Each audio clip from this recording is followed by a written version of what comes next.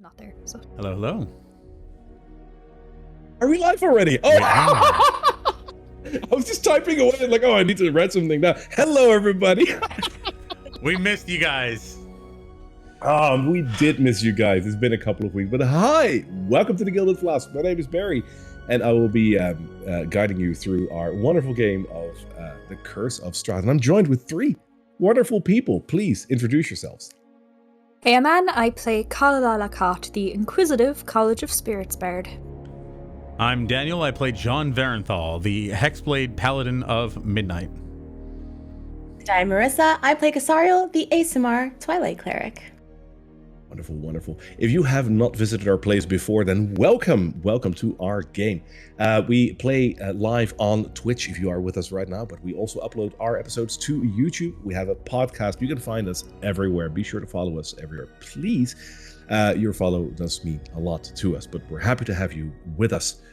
Our podcast is cool as well. You can find that on any of your major platforms. So if you use either Spotify or Apple Podcasts or Google Podcasts, we're everywhere. So be sure to follow us. I believe the last episode has just gone up. We're with episode 29 right now and recording, which should go up next week. So be sure to stay tuned so you can listen to us while you're in the car as well. Oh, yes. We have a couple of people that are so awesome that have helped us with a couple of things we use in our stream that we want to shout out, which are in no particular order, the Zondra and Paradox for the amazing character art that we have, Pyram King, James RPG Art, and DM Andy for creating the wonderful maps and content that we show on screen. And then we have Tabletop Audio, Scott Buckley, Phoenix Music, Alex Kazan, and Alexander Nakarada for the great musical scores that we have in the background. Oh, yes. Additionally, we want to thank Scarlet Feathers for making the awesome armor set that Daniel is currently wearing. Look at that. It looks so cool. And Aconite Creation for the stunning chest piece that Marissa is currently wearing. That's so beautiful. Oh, your creativity is amazing. Thank you. Lastly, we want to shout out Jack of Dice, which is a quaint little dice shop in the Netherlands. They have the largest selection of dice in the European Union, and that is something. I've actually been to them. They're not that far away from my home, and they have a beautiful selection of dice over there. If you want to check them out, check out jackofdice.nl for their complete selection. They're absolutely amazing. And with that, let's head into the tale. Tell me, do you like ghost stories?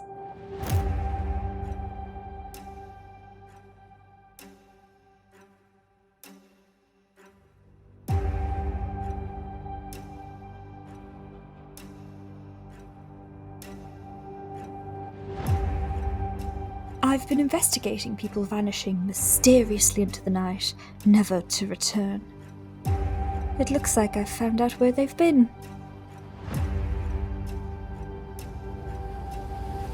Good evening. I don't like this place. The air feels heavier. Did you hear that? What do you mean he's watching?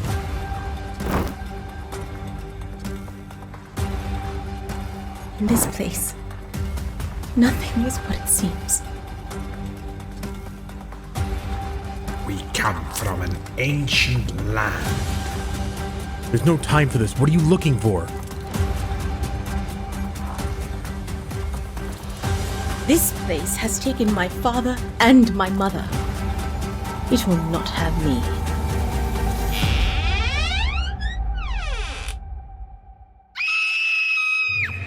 We gotta move, now.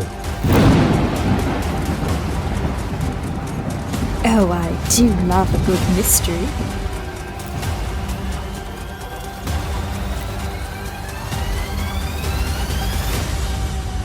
Barovia is mine, and so are you.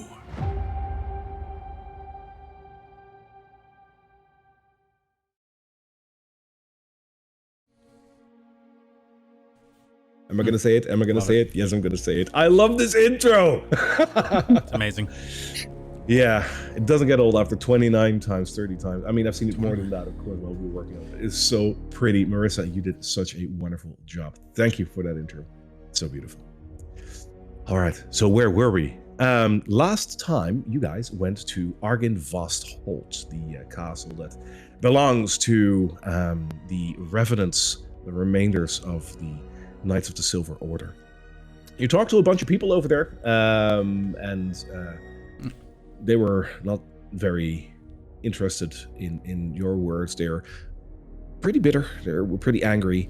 And ultimately, you guys decided to leave them be, at least for now. And decided to leave Argynvost.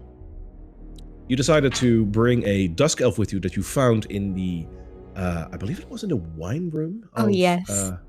Yeah. Karla had a bit of a crush. Him.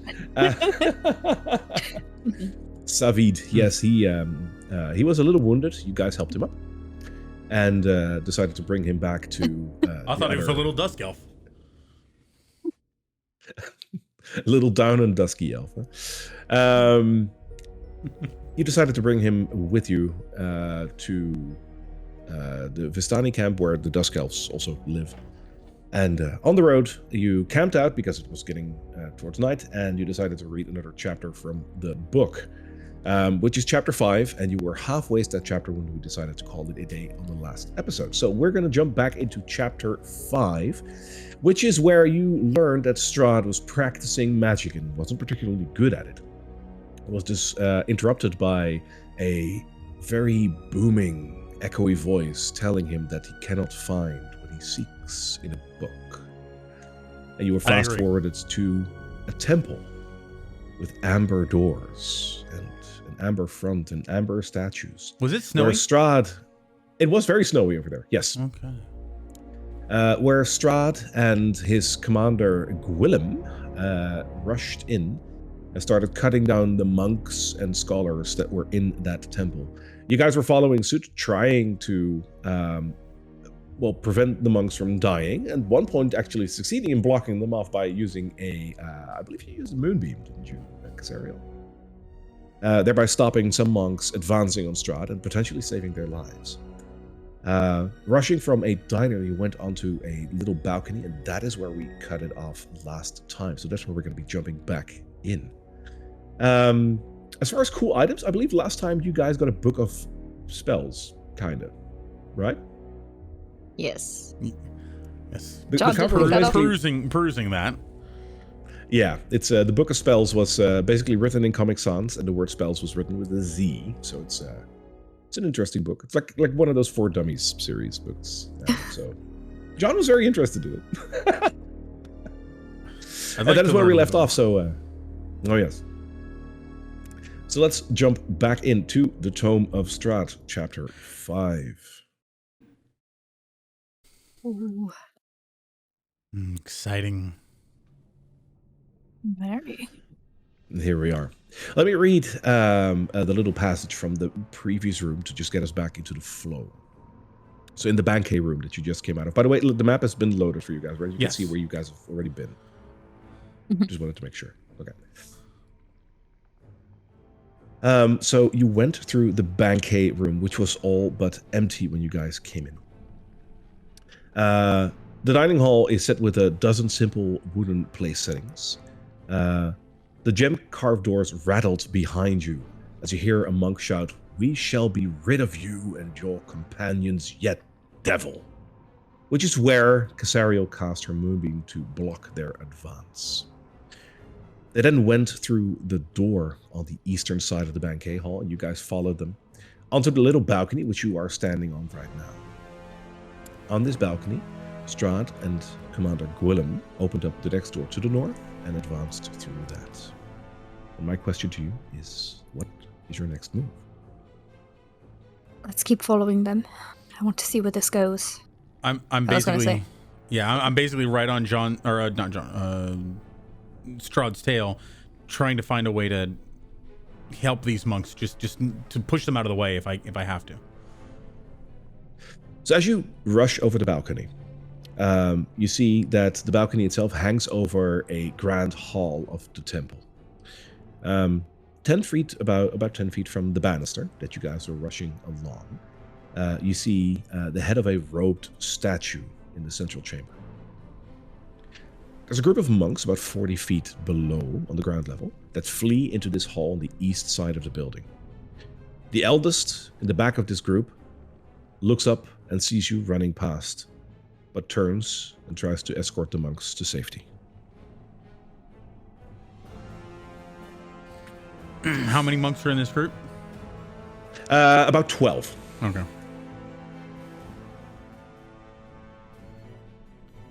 All right, you rush into the next room, which I shall reveal.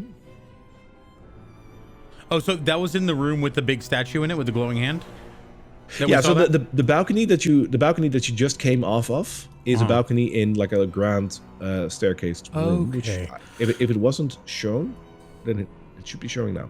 Yeah, we're seeing that with the big statue with the glowing hand. Sorry, I was thinking it was in the next room. But okay, cool. That makes more sense. Awesome. Yeah, this is just the banister that you rushed along. No, perfect. That's good. They're fleeing. That's good.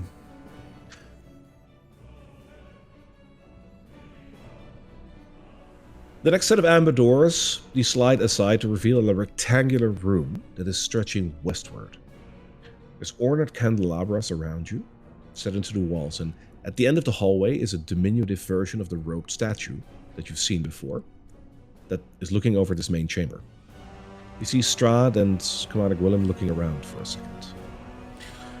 I'm going to try to appeal to Strahd. I'm going to get next to him and say, Strahd, whatever you're looking for, whatever you need here, we can do it without killing the people here. He looks around, almost in anger, and when you say that, he looks at you and he says, "Killing is not my prerogative, but I will find what I need here."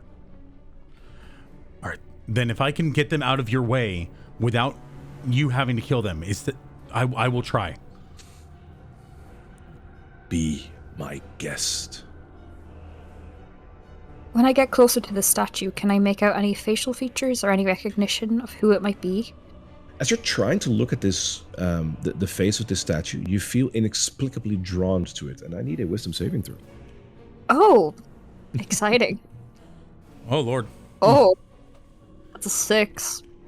That's, it's not what I was looking for. Yeah, could imagine.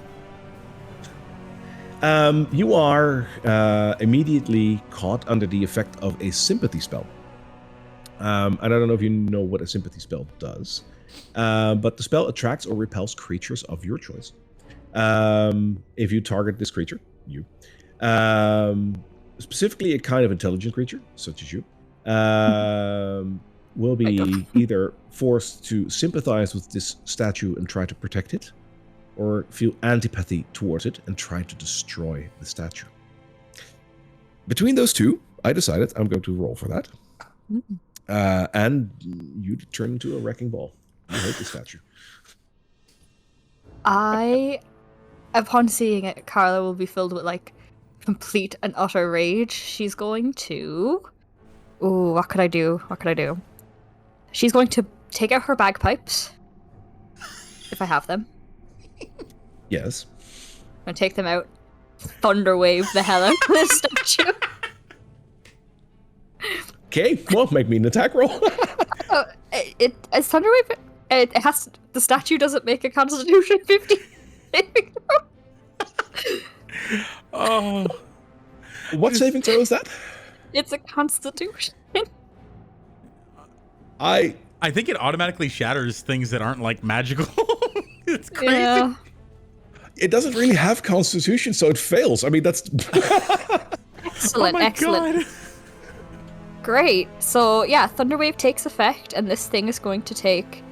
I mean, if she's angry enough, she'll do a second level slot, so she's going to take 3d8. Thunder damage. That's going to be 5, 8, 13. Yeah, sure. That statue is gone. That's because it's made of amber, of course. Blackened amber, however, but definitely amber. It shatters. As soon as there's it's no like fall off crumbled, damage to you, but it's gone. That's as soon as it fantastic. crumbles, she just feels so much better. Yeah, just Hate horrid decor. And turn back around. Strahd, we can try to be diplomatic with it. Yeah. I feel so much better now. Yeah, there's something to be said for the diplomatic attack here. That's, It's amazing. The scroll's on the floor. There's also interest. You're noticing that Strahd is still surveying the room, and for the first time, it kind of feels like you might have hit a dead end. Commander Gwillem tries to open the doors to the right, but they're locked. Strahd is continuously looking around and trying to make sense of it all. There must be a way forward, but he doesn't see it. May I try? Yes. Carla's gonna try and pick the lock, if she can, with her sleight of hand. There's no lock on the door. There's no lock? Okay. There's no keyhole or anything? No. Okay. Well. Never mind then. She's gonna go, can I try? Go, like, bring out all the thieves' tools, get them all ready, kind of lean down, and then realize there's no lock and be like, it's just impossible. Yeah. Strahd is still looking around, and then looks at the three of you, and he says, "It makes no sense. This is the way." What are we looking for again, sir?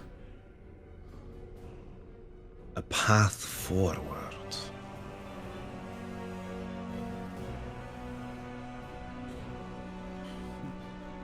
John's gonna like sidle up to Casariel and try to talk to her under his breath, like privately.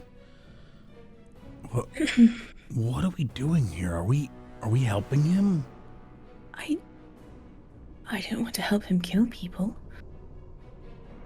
So perhaps we should try to prevent it then. Or Should we try to stall him in some way? I don't know. yes, no, that's a good idea. Perhaps we should tell him we'll go scout ahead and see if we can't open it from the other side. I'm gonna go back out to the balcony and just see if I can see any more activity out here. The main hall is now all but empty. The monks that were there have scattered. You're not sure if they went out through the entrance or if they have huddled up somewhere else, but at least they're not here anymore.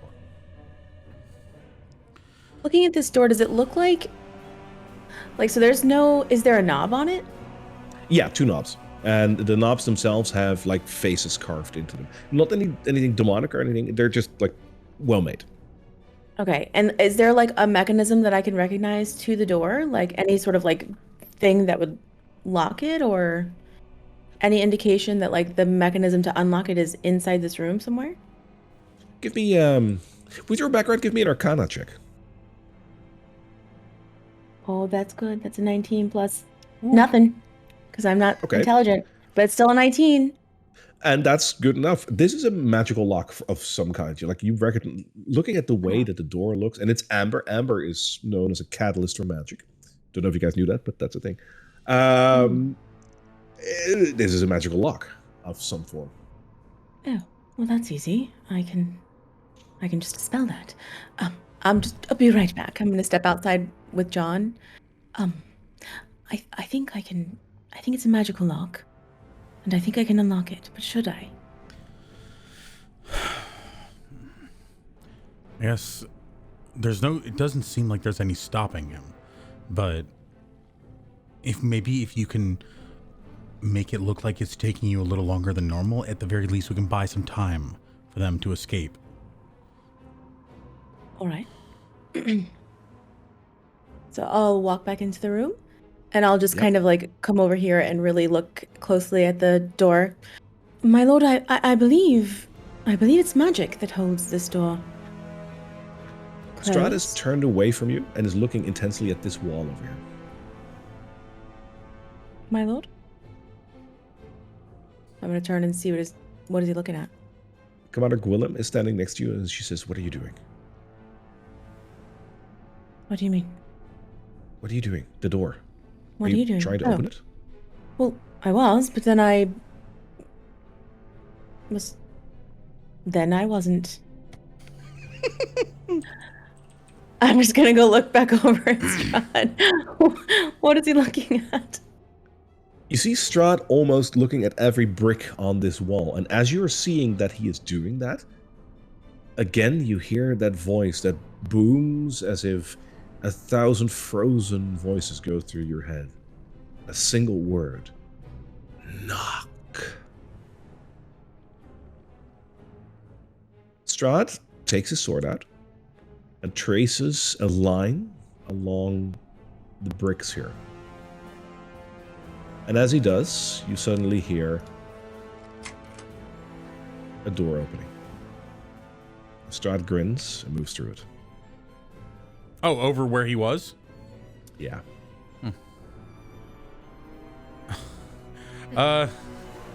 Did it make noise? Like, was it loud in any way? Not loud, but I mean, the sound of like bricks brushing against each other. I mean, that's a sound that you would recognize. I'm gonna look to Casariel and Karla. Like, we have to go stop him, or at least help those here. Yeah.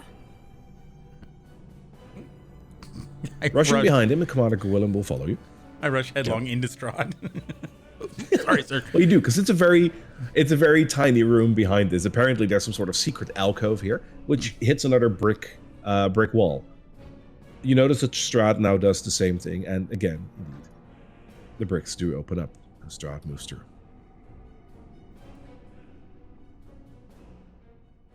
Right, we'll follow along. All right. Let me reveal that part.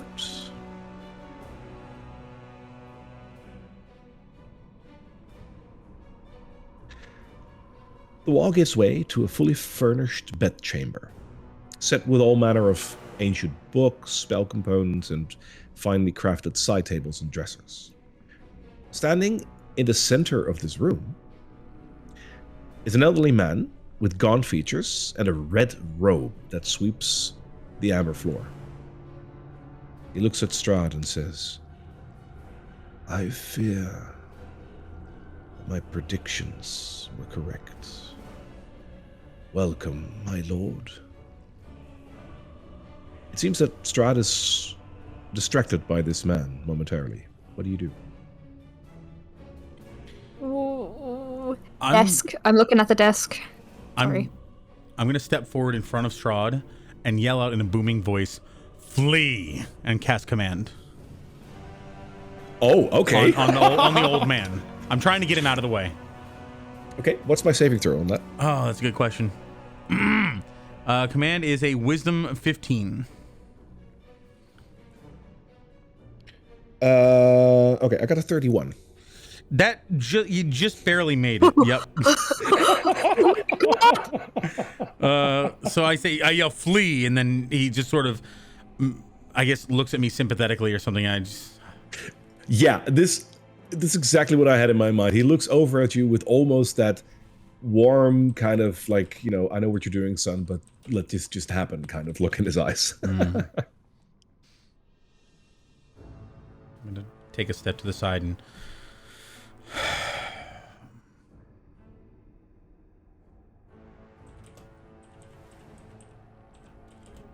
and nothing else? I tried. I shot my shot. Okay. Actually, yeah. Can I turn back to Strahd? And I'm actually gonna count both of them and cast suggestion. Say, "Sir, we can do whatever we need to do here without killing him." And cast suggestion. Okay. What kind of saving throw is that? That is going to also be a Wisdom saving throw, and it's 15. What does Strahd have again? Sorry, did he say he was going to kill him? I missed that part, if he did. No, I didn't. He's been killing everybody in this place, I'm assuming. Okay. Yeah. Making sure. Even with Strahd's hefty bonus on this, he got a 12. Oh, okay. So suggestion takes hold. I don't know how you want to rule that, but basically it's a reasonable course of action, hopefully, and he'll try to follow it for as long as I can concentrate, up to 8 hours. It's also on So what do you though, want? so I don't know if she's... No, I'll like because Willem will listen to Strahd because he's her commander. So what exactly do you want him to do? Like just basically just chill out a bit? Well, no, just whatever we need to do here. I'm not suggesting he stop. I'm just suggesting he do it without killing this man. I don't know what his intentions are. So, yeah, so. Okay. Strahd looks at you. And then he looks over at the old man and he says, I have heard of you. And I believe that we both understand that a battle here would serve no one and would only take a very long time. You step back and we will press forward. The old man doesn't respond to that, but does take a step back.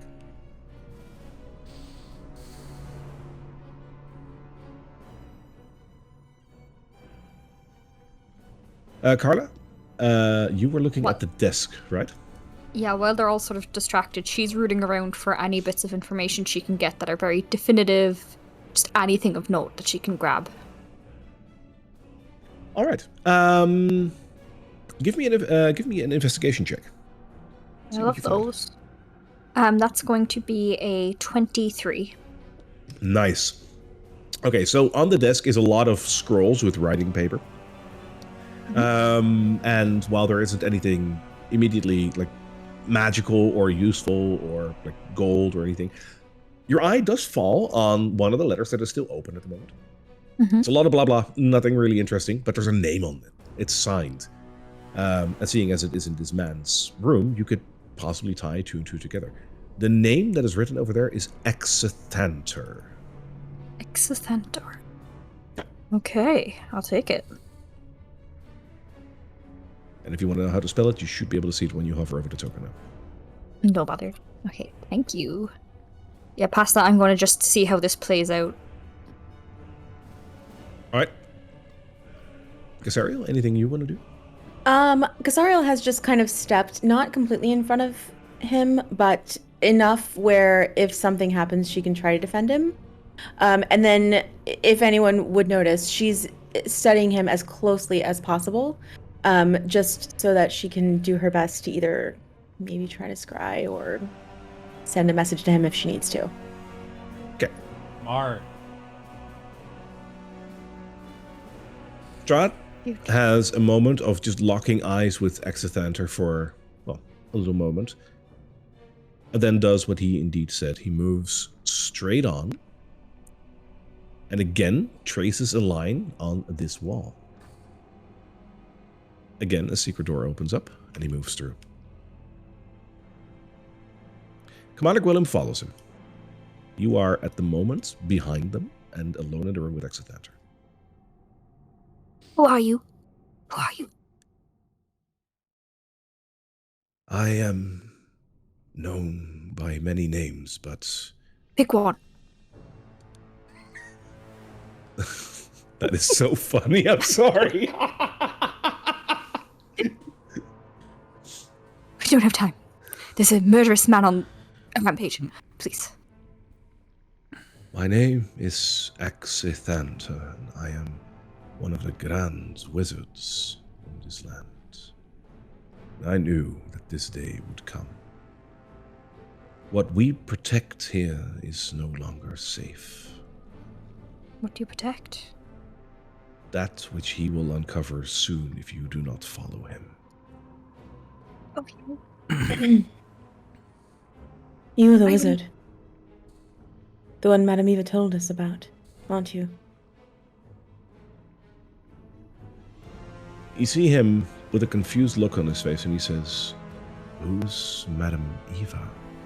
Hasn't happened yet. Get these people to safety, please. I will try. Gonna rush out to Strahd. Yep, same. Before she leaves the room, she's going to mage hand that cool-looking plague mask off of this shelf here, and take it. Sure, you have a plague mask with you. I will allow that. That's funny. All right. I don't mean for this. I'm sorry that this is funny, but it's happening. Okay. No, this is one of those things like, oh yeah, sure. Like, and at some point, something is going to be like, oh, poison gas spreads around. And you're like, well, I have a gas mask, kind of, and that's totally going to bite me in the ass. I just know it. But you go ahead and take it. Okay, thank you. I breathe it in. I laugh in the face of danger, you know.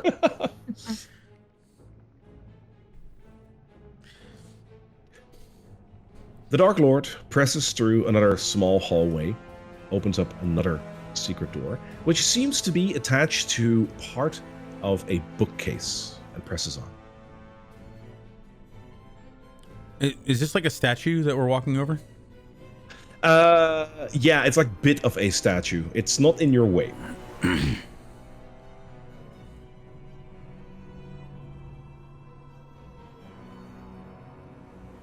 And I will reveal the room, of course, in just a second. I just need to quickly grab the shape of it. There we are. As you press through, you walk into a domed library that is carved out of immaculate black and white marble. This place looks as fancy as it is big, as it is beautiful. There's a gold and marble staircase that curves around the north wall and spirals down into a black pit of shadow. Without hesitation, Strahd leaps over the railing and falls into the depths below. Commander Gwillem follows him. Oh, hell. John leaps over too. Okay.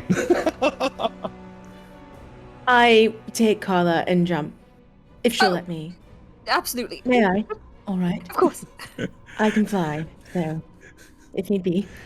Yeah, Yeah, and this would totally be dimly lit, so yes, you can. Okay. Well, I mean, by 2 ways, actually. Not to brag. Oh my god, You can fly in Can all you different ima- ways. No big deal. can you imagine if there would be like a magical trap that as soon as you try to do that, all the lights like burn up very brightly, so it's no longer dimly lit, and you just crash down? Oh, That would be a don't that would be a take well the idea laid out of your head. trap. I just had this whole thing like if someone GM tried to stop John, it's like if all your friends were jumping off bridges, boy, wouldn't you? And he jumps, but nobody even Yeah, no, questioned for What our our next friend? homebrew campaign. it. Good point. Oh, so many scrolls and magic-y things. So sad. I know.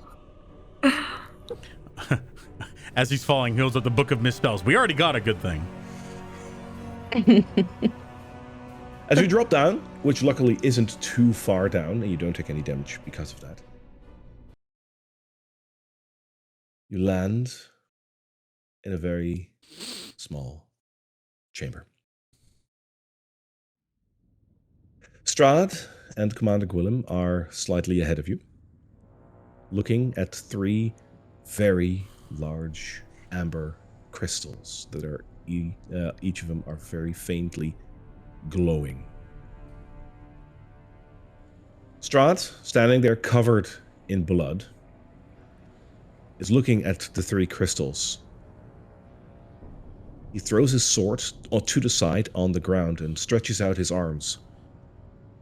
And he looks around, almost frantically, saying, "I am here. What do you require of me? You are death, no? Have you come for me? If so, then take me and be damned."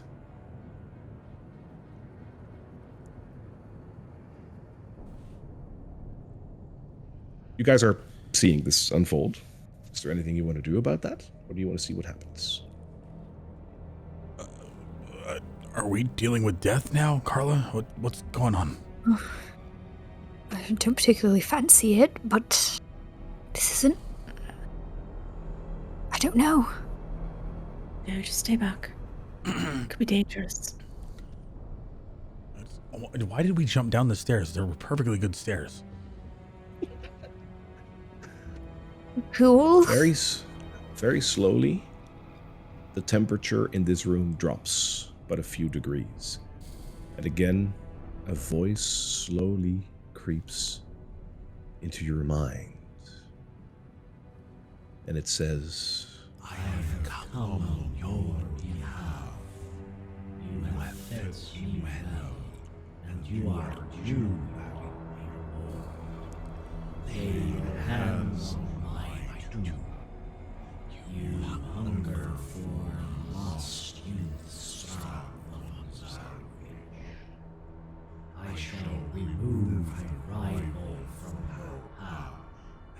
You shall age not one day more. Alexandra Gwillem, standing next to Strahd, hears these voices for the very first time, as she grips very firmly to her weapon. But Strahd, dead set on what he wants, steps towards the crystal in the middle. He drops... Oh, he already dropped his sword. I'm sorry. And he raises one hand towards the crystal, and all falls silent. With each step that Strahd now takes forward,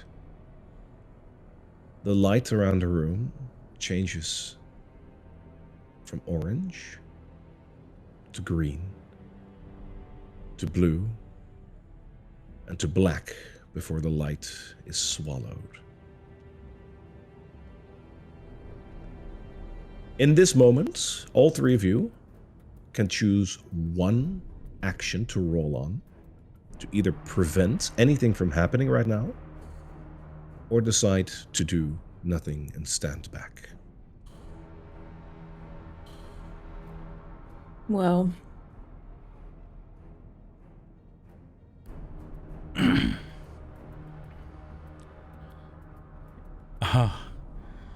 I pull my Listen, wand of I wonder. would like to cast God. mirror image for 3 of me to appear. And I'd like all 3 of us to run to all of the different crystals and sort of stand almost guard by them. Like that? Yeah. Okay. I'm going to try and prevent anyone from walking forward to them if I can. I reach my hand into the darkness and yell, "Stoker, heal!" and try to conjure my shadow spawn Stoker pug. Yes! I missed you. I love it. And he'll stand in front of me, Casariel and in front of the Karla that I know is still here and sort of like keep guard on her. Okay. I'm just going to resize this token just a little bit because he's a little too big for my liking. There we go. No problem. Cool. Casariel? just to recap, we heard the voice say something, touch this stone and you won't age ever again. Casariel runs and touches it herself. No, I'm just kidding. Totally kidding. I'm I gonna love it. And it's canon. Yeah. Yeah. Shove Strahd out of the way. Grabs the stone. Instead of a Dark Lord, you would have a queen. No, Oh my God! It so works though. Twilight Cleric, dark and terrible as the night. Oh. The whole non-aging thing, really tempting. But no, I'm going to stay where I am.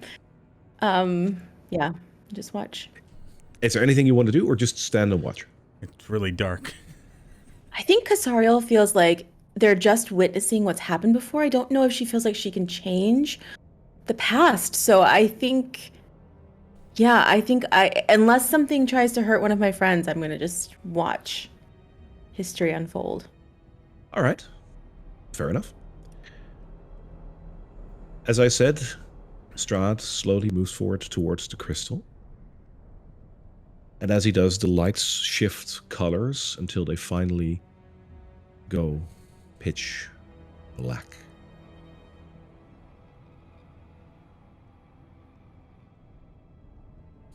Is he going to touch it? Can you see that? I can. The real Karla is by him. Okay. You do have dark vision, right? Oh, no, I don't have dark vision, but I'm close. Does that count for anything? What do you want to do?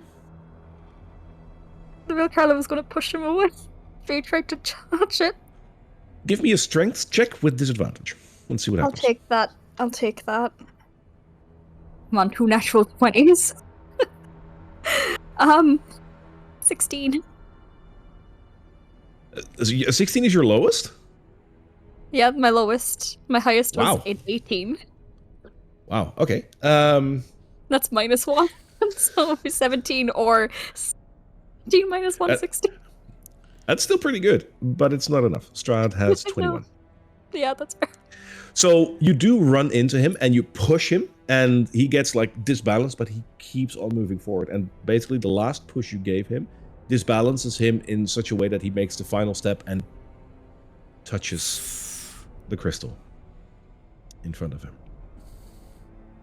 The amber tomb once again illuminates, and you see Strahd's hand brace against its surface. In its hazy yellowish glow, you can see where the light from the crystal itself has been drawn. There's a phantasmal shadow that erupts from the face of the stone coffin and forms into a humanoid shape with wing-like appendages draping from its forearms like sleeves of a mystical robe.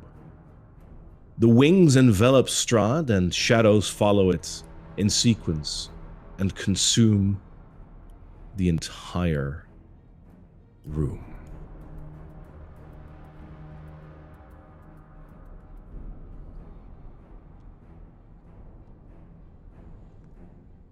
From the depths, you suddenly see two red eyes emerging.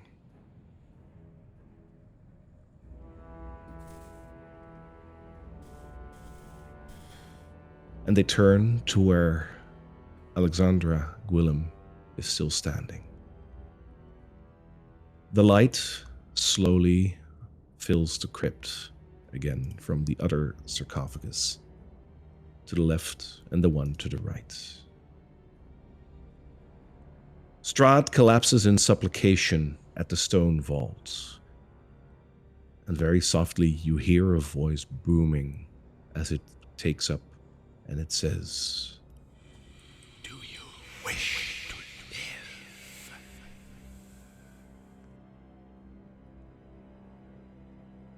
Yes? Strahd, Oh, sorry. Strahd, exhausted, knelt on the floor, slowly nods his head, to which you hear, Then feed. an echo of dense, heavy steel bounds around you as the sound of Strahd's sword meeting the stone returned from another time. Strahd seizes Alec by the throat, and her weapon falls to her feet. The choking ends quickly, only to be replaced by the blood steadily dripping down her front. The liquid pools on the stone as the body hangs from Strahd's claw. His pupils appear narrow like a predator on the prowl. His mouth is drenched in his advisor's blood. Color leaves the world. Even the vivid red eyes fade to gray, and the mists slowly consume the world around you again. And for a brief moment, before it does, you see a faint shape of a creature near the tomb, dressed in wings hanging from its forearms and horns protruding from its head. The mist consumes all of you and throws you back to the world where you came from.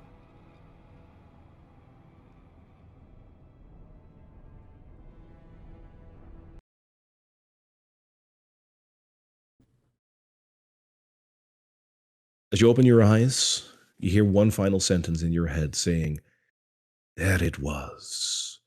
The parley, the bargaining, the trade. What did they want of me? What could they possibly want from me?"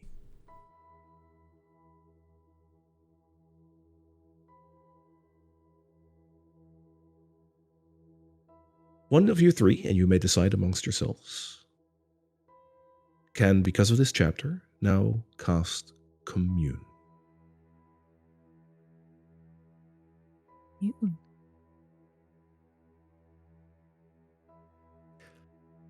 And Commune is basically an empowered message spell.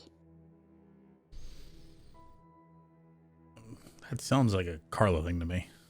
Or it's not John. It's not a John thing. Is all I'll say. It's asking a divine being. That is pretty. Yeah. I'd be happy to take it. Casariel also, like, if you're on, like, I was just meant that that's not a John thing. You guys fight amongst yourself. I'll throw down a dagger. No, it's okay. You have it already, right? Yep, I've got it. Oh, you already got it. Okay. Mm-hmm. Yeah. So I will also take it then. So the two of us will have it. All right.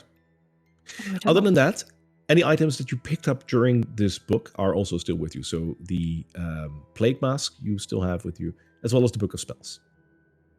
Mm-hmm. Okay. So we sort of come back to consciousness at our camp? Yeah, and a good point, actually. I'll use the camp map for that. And there is one addition to that I will say, because as you come back, that thing shouldn't be there. There we go. As you come back, you're being attacked. No, as you come back, you see a very, very frightened dusk elf sitting here like, where were you guys? Oh, Where were we? You wouldn't believe us if we told you. yeah. Were we not here, or were we just sleeping? What happened? You Yes, guys have a were look. reading a book, and at some point, Karla pointed at something in the book, and the three of you were just sucked in, and the book dropped on the ground, and I don't know what happened. We actually physically leave this place. I thought we just went to sleep. Did too. It's good to know that we're not like vulnerable in unconscious bodies when we're not there. I mean, a book's pretty vulnerable. Yes, but no one's going to pay attention to it. I'll walk over to him because I can see that he's clearly distraught while these two are, contemplating the specifics of our disappearance. And I'll just sit next to him on the log and say, surely you know there are a great many things in this world that are magical. We've happened upon one. That is all. Instead of reading the story with our eyes, we experience it. Okay, are you guys okay, though? It's way better than a picture book. Are we okay? Are we okay? Are you two okay? Yes. I think we are okay. Are you okay? I saved an old man, I think. You? That's good, I guess. I started making dinner, and he points at the pan that now has indeed soup in there. Oh, you're so wonderful and delightful. I was going to take some soup. I get up. I forgot that Karla was crushing on him, so I get up from the log next to him, and I'm just going to walk back over here and sit next to John. In both Casariel and John's Prestidigitation, heads. a couple of rose petals there. Is that faint music I hear? Romantic funeral song of my bagpipes. In John and Casariel's head, they'll hear, Sorry. Incredible. They'll hear, we should discuss what happened there, but maybe not in front of a new friend. Or privately. Okay. No, I'll say that to Casariel and John in their heads. Message. Yes, I believe our friend whom we visited in our story, I believe our friend can see and hear us.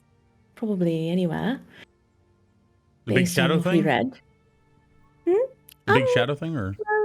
I'm not sure just yet, but it's my thought. So perhaps when we're somewhere that cannot happen, we'll talk. Understandable. That was really creepy. Mm-hmm. So that was an amber place, though. Didn't we have to do something there? That was something I remember. Yes. Hey, Savid, right? Savid, yeah, Savid. Do you know of a place with lots of amber, orange stones, like lots of them, big, huge, snowy? I think you mean the Amber Temple. Sure. Yeah. Does it have amber? Yes. Then Would yeah. you be able to point out on a map where that might be directionally, and Karla will show him the map that they have. And he will roughly indicate a mountain, and he says, to the south from here, I think. We're close to Argynbostholt. A little bit south that ways, and he points like behind him, and you will be able to clearly see this mountain. He says, there is a path that will take you about halfway the mountain, and I believe the Amber Temple is there, but you shouldn't go there. Why is that? It's a dangerous place. People get hurt over there. By what? Yeah, we saw them. I've never been there myself, and I only know rumors, but the story goes that the very essence of evil dwells in that temple. Interesting. There are a lot of old people and monks in the top. Is that a place where people are? No, the place has been abandoned after... I believe there's been an attack on the temple, but that's been hundreds of years, if not more. Ever since it's been abandoned. Not completely. Karla, should we ask him about the old guy, or should we ask Castamir? Casimir might just have a higher recollection than darling Savid here. Yeah, Savid doesn't seem to know that much. All right, hey Savid, thank you for the soup. To make wonderful soup. Very good soup. It is delicious. Thank you for making it for us. It's very kind of you. Thank you. Thank you.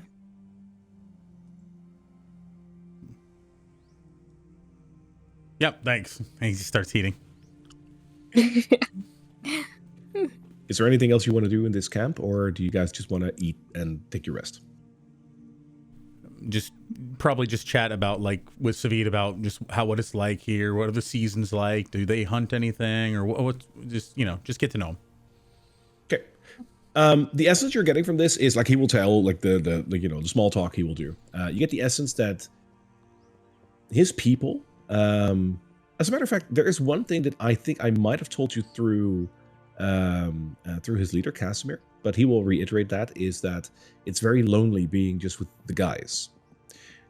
He will tell you there's no Such female. a shame. Yeah, there's no female dusk elves anymore. I imagine that Karla will perk up at that. Karla remembers the story, so she will perk up, but then remember, oh, that was a horrible tragedy. I probably shouldn't capitalize on it. Really helps your odds, though.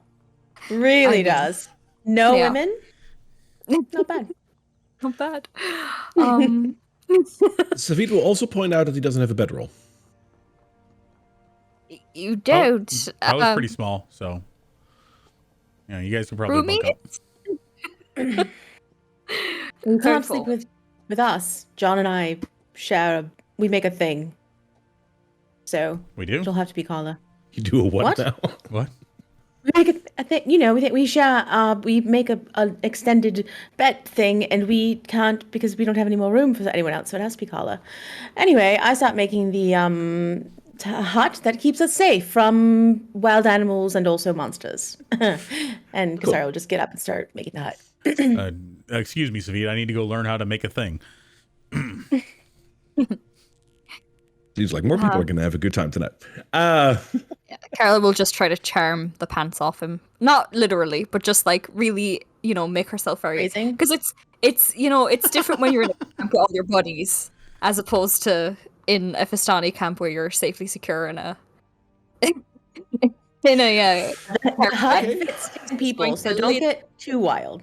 I mean, I don't know if we're there yet, No.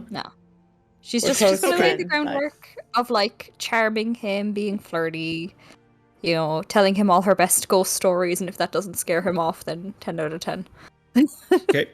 You don't have to be too colorful about this if you don't want to, but what's your intention with him? Because that's going to help you decide on what you're going to roll for this. Just flirting. Just flirting, that's all. Yeah. Okay. She's being a bard. She's being the bard of the group today. Okay, in that case, there's no roll for it. Cool. Oh, but I've got you such notice good charisma. Well, if I'm gonna let you roll for it, then like depending on the outcome, he's gonna like jump you, and like we're not there yet. Oh, never mind. Yeah. I mean, this guy has seen some shit. This guy has had a troubled life, and he's old, right? So he's seen terrible things. You can see he's burdened by the things he has witnessed, that he has seen. Even that being said, the conversation with you notice does lighten his mood a little bit, and he is thankful for that. Take it. You know what? That's a good deed that I've done. You're so welcome. All right. Yeah, that'll be my night. Before we bunker up. Very Christianly. With Who? no intentions. So John and Casariel are off making a thing, from what I understood, and since there is no stamina roll, we're gonna put our beds together to make a larger bed so it's more comfortable, not in a weird way. See, John, and I get it. Survival between soldiers way. John was trying to make like a bunk bed out of this, like strap his bed up into the leaves, and it's just not working. The hut is small. It's a small hut. You've seen it before. It only fits 10 people. It's very small. We're all going to be together. I'm sorry. I didn't know I what go a to thing bed. was. Yeah. Good night. I continue to eat some more soup. All right. Safid will join in. Yeah, it'll be. Safid will join in with the with keeping watch, even though you're in a tiny hut, so you don't technically have to, but he will help out with it. There was nothing that will surprise you this night, so you are fine. You can take your long rest. Yay. And adding to that, because this is your long rest, that means that you guys have also leveled up. Congratulations. Let's go. Let's go. Level 8. Oh, baby. Let's go. Level 8. You guys are starting to get quite hefty. I need to Yes. I need to keep that in mind with my encounters, because level 8 is that's starting to turn into the dangerous area of players. So you guys already prepped this. Can you share with us what you picked for your level 8? Okay, so I'll go first because I'm very excited about mine. I gave myself 2 more charisma points because I statted myself as a rogue as a bard, so now I'm getting my charisma back. So that I now have 4 tales of the spirit tales, basically. So I can do that 4 times now at every short rest, which is great. I took the new spell Polymorph after seeing it from the witches and seeing how effective it was at completely ruining our whole day. John's day. Yeah, everybody's day. Yeah, good point. And she also was looking at sort of what she knows and trying to make something new out of that. So she has replaced one of her spells. She replaced Bestow Curse, which never works for her, and instead now has non-detection. Oh, nice. Yeah. As what now? What is it? Non-detection. So for a duration, I can hide a target that I touch from divination magic. And it can be a place or an object no larger than 10 feet in any direction. So, and it basically, this target can't be targeted by any divination magic or perceived through magical scrying sensors. Oh, interesting. Yeah. We can start having conversations. Nice. There's no one watching you guys. I think inside the hut we can talk. It's silence.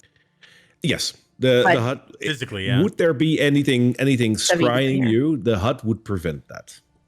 Yeah. Yeah. What happened with Casariel on level 8? So I chose to take 2 points in wisdom. So now I am at a +5, aka 20 in wisdom. And the only thing else that happened for me is that I now have Divine Strike, which means I can roll a d8 and add it to my damage on a melee strike. And it's radiant damage. Yeah. Nice. So, Which double nice. Yeah, which is great, especially for some of the dark things we've been fighting. Yeah, Mhm. Twilight Clerics come pretty well equipped into this specific campaign. So, like, Yeah. you know, I already have a lot of cool stuff going on. Well, John has What about you, been- John? John's been very mixed up mentally over the course of this time in Barovia. He has been, controlled by. He's been the puppet for this being called Escher that they finally met, and he's been delving into some of the strings that he can see and some of the things that he can see that are behind the veil of the world. But upon seeing the Silver Order,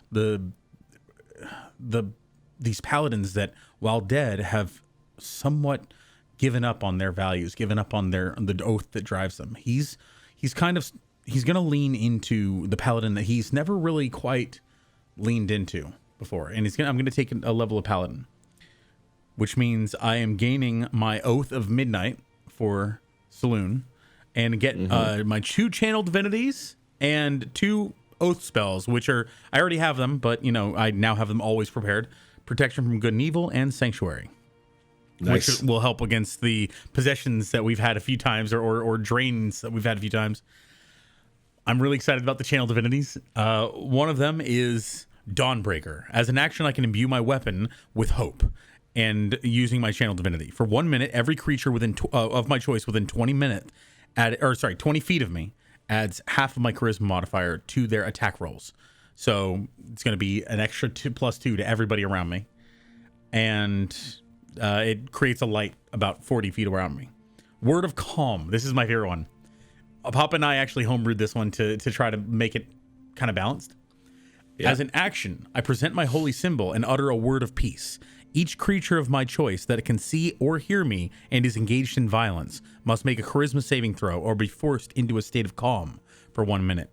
It's kind of like a Calm Emotions, but broad scale. And Nice. it pretty much is just dazed or just engaged in peaceful activity until something attacks it. Or That's cool. yeah, or it takes damage. So anyway, Very cool. Cool choices. And yeah, level 8. So you guys are starting to become a force. Like, you guys already are a force to be reckoned with, because you've been wrecking Barovia so far. But yeah, you guys are getting there. Awesome. I just imagined that you guys have applied the level 8. In that case, it is morning again, and you wake up.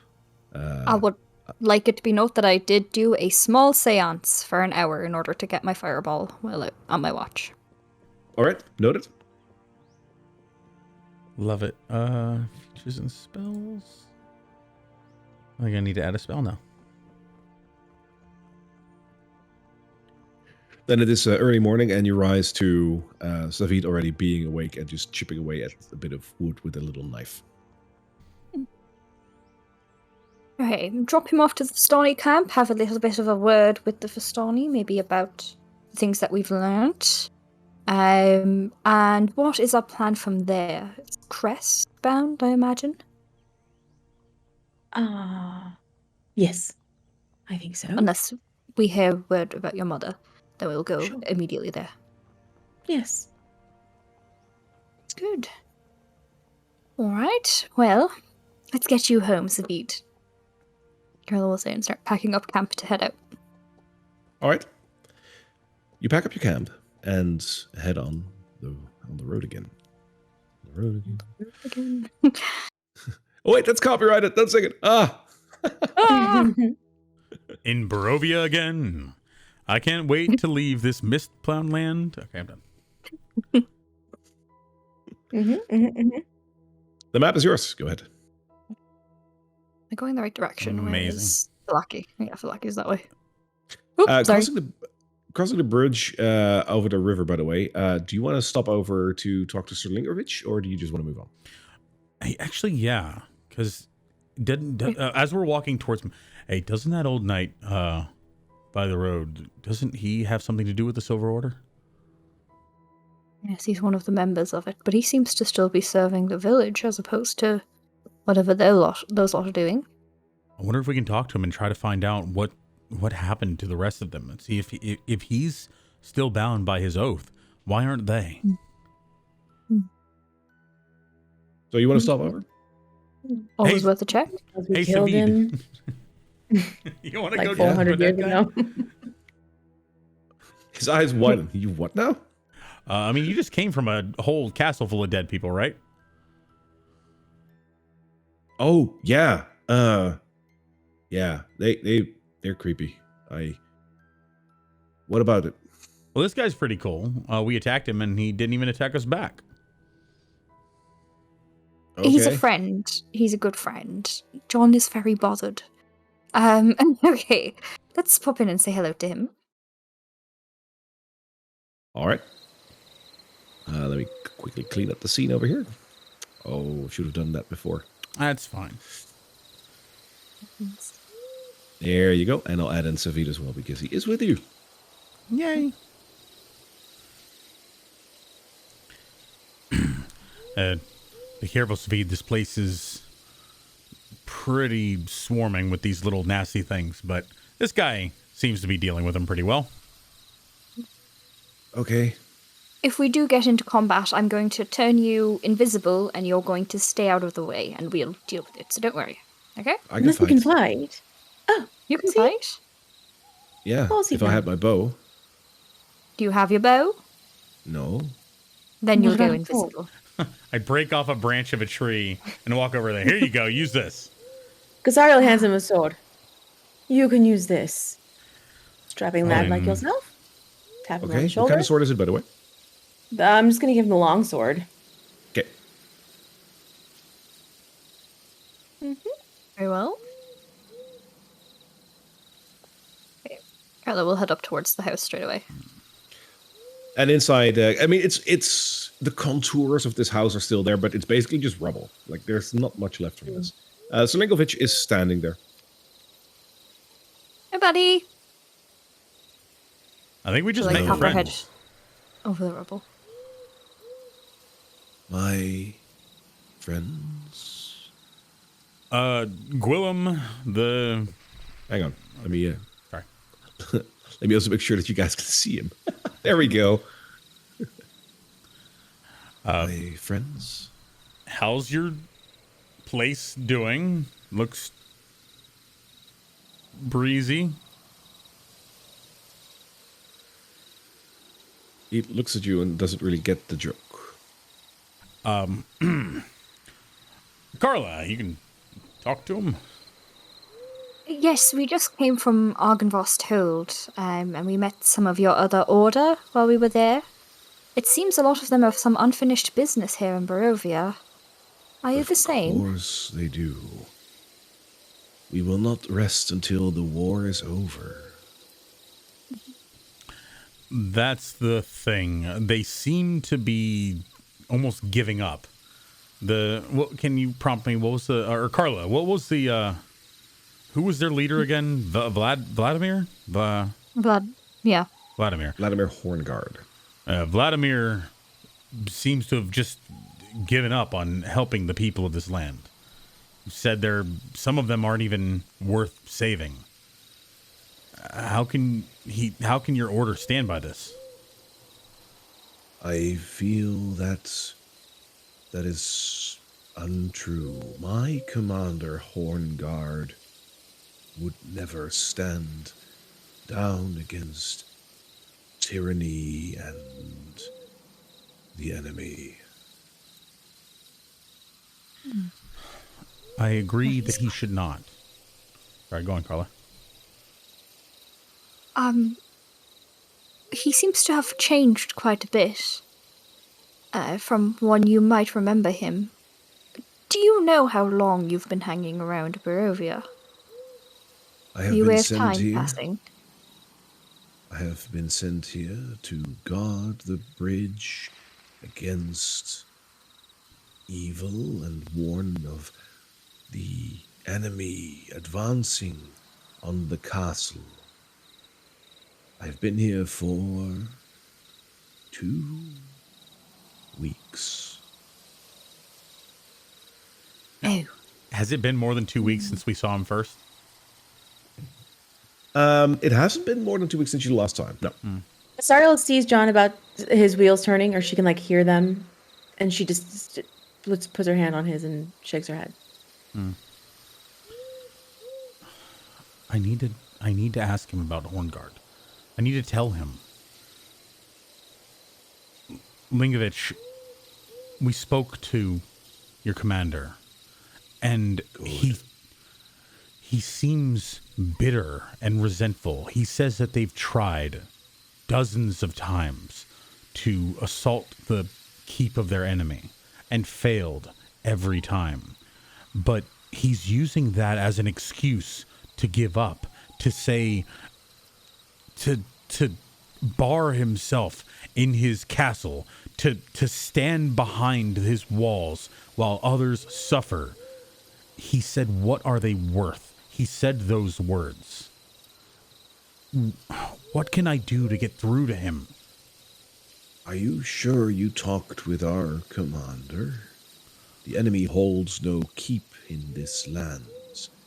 They are an invasion party. He was fighting against the castle. Did he specifically say Ravenloft Castle when we were talking to him? He didn't mention Ravenloft, Okay. but like everything pointed at it. Okay, well, he didn't say that then. Okay. Well, Lingovich, I respect your determination and I respect your bond. Thank you for upholding your oaths. You're a role model that I would strive to follow one day. Can I just say that I find it amazing that John says that to a dead creature? I just want to point that out. He's He's been in Barovia for way too long. well, Yeah. he's right now. He's more pissed off that the dead people in Argynvost Hold have given up on their oath, and the fact that this guy, even he seems kind of deluded, but the fact that he's still maintaining his oath, that's like he's bound beyond death. That is something. At the very least, John can respect that aspect. At what you said, he salutes at you, and he says, "There will always be another dawn." Dawn will rise. We look forward to it. Farewell, Sir Knight. He nods at you.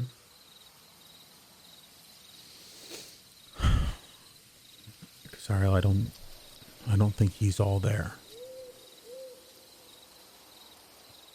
You're getting so much more perceptive as we go along, John. It's really incredible. Really. I'm just gonna pat his hand.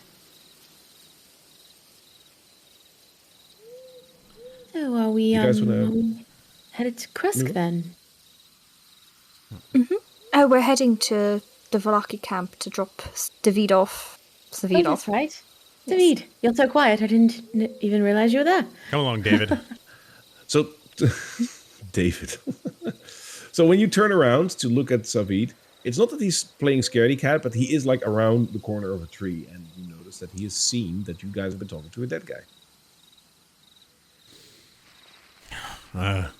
We were surrounded by some evil creatures earlier, and he came and helped us out. I get where you're coming from, Savid. I truly do. I have no love for the undead. But he's driven beyond death and fighting for something that seems righteous.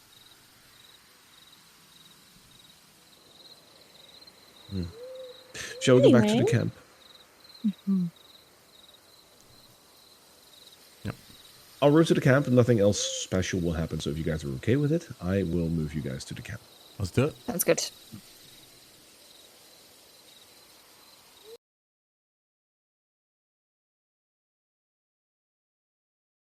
Then here you are. It's weirdly blacked out. I think It's doing the thing again. it reversed allow it, me. yeah. Yeah. Boop, boop. There you go. You already seen everything. know. Coolsies.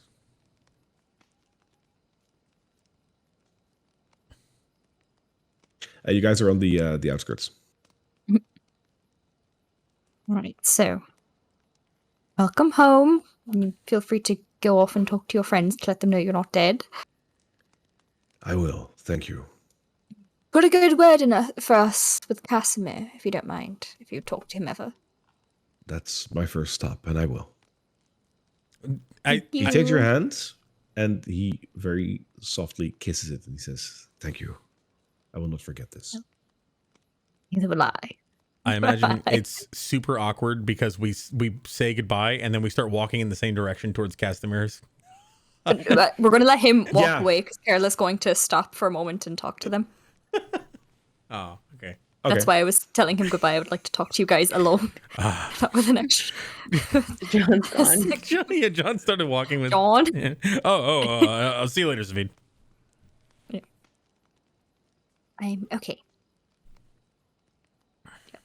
Wait, game plan. What do we want out of this? So we saw, if you remember, handsome man. I can't remember his name, but he was very handsome. He was in Strahd's castle, so he's clearly in cahoots with Strahd in terms of the Vistani. Do you remember him? Sat at the table. Oh, the guy you... Wait, hang on. I don't Yeah, think I think John you actually... remember. John doesn't remember that moment because he was actually training with Casariel at the time. Yes. He,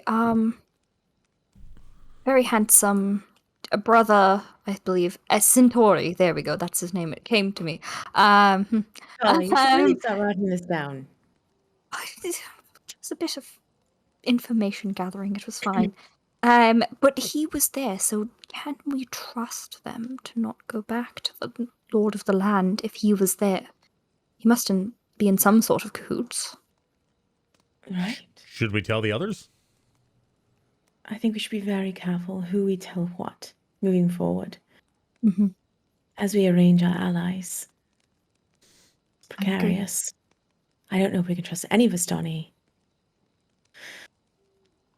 And we don't even know, by the way, half of them.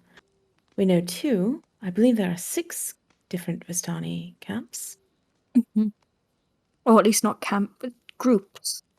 Not all of them are settled. Some of them do go to the world and back again. Our world. So it would be good to get a general consensus. It seems as if Madame Eva has a particular affinity against Strahd, while these guys must be, in some way or shape, allying with him. And that is good to keep in mind as we go forward. She kind of looks up into the air as if, like, hopefully nothing's listening. John looks around for ravens and, like, absentmindedly pats his wand of raven explosion. So what are we doing here then? Give me a nature check on that, John. Oh boy, I'm really good at nature. I only have a -1. So You're anti-nature. I got a 7. You hear an owl, and for a moment you think it's a crow. Or a raven.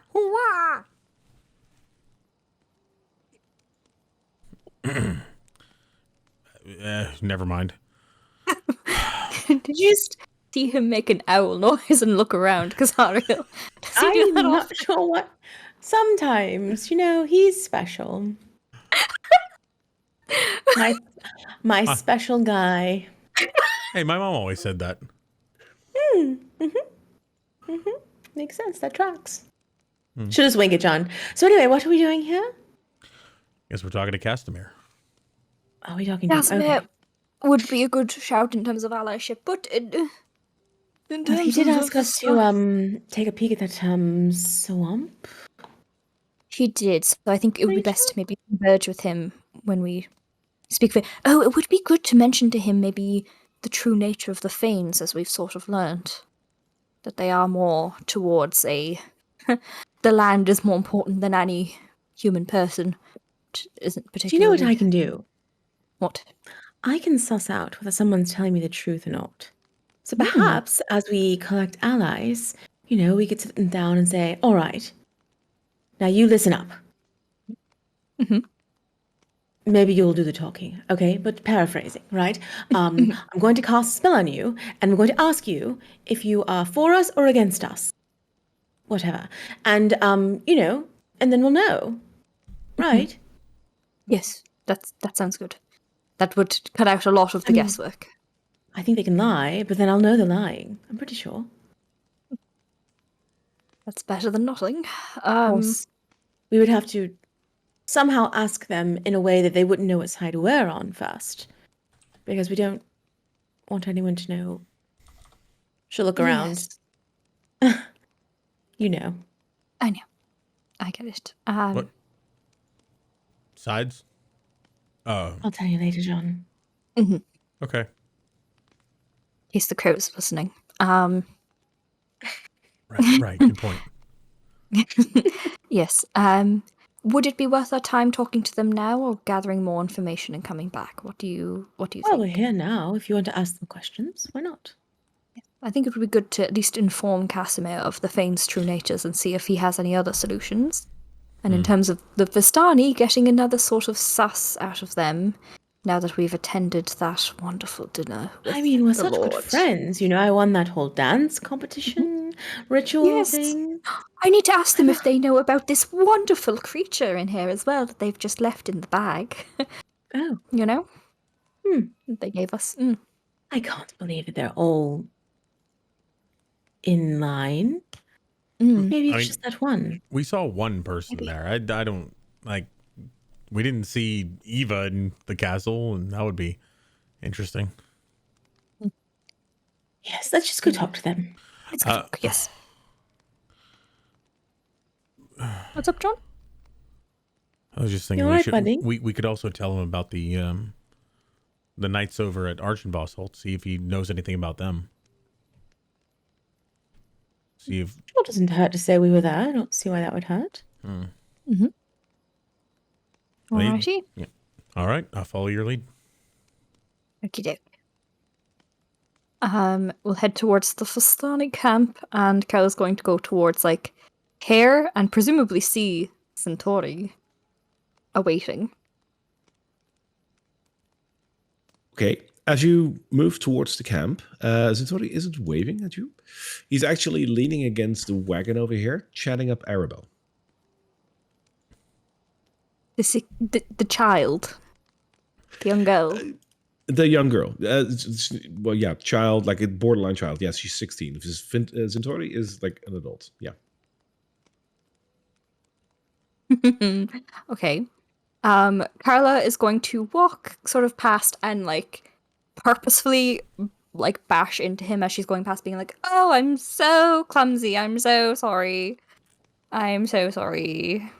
And try to stealthily sort of kick one of his when you have any of you experienced the wonders and joy of having someone kick the back of your knee so that it buckles?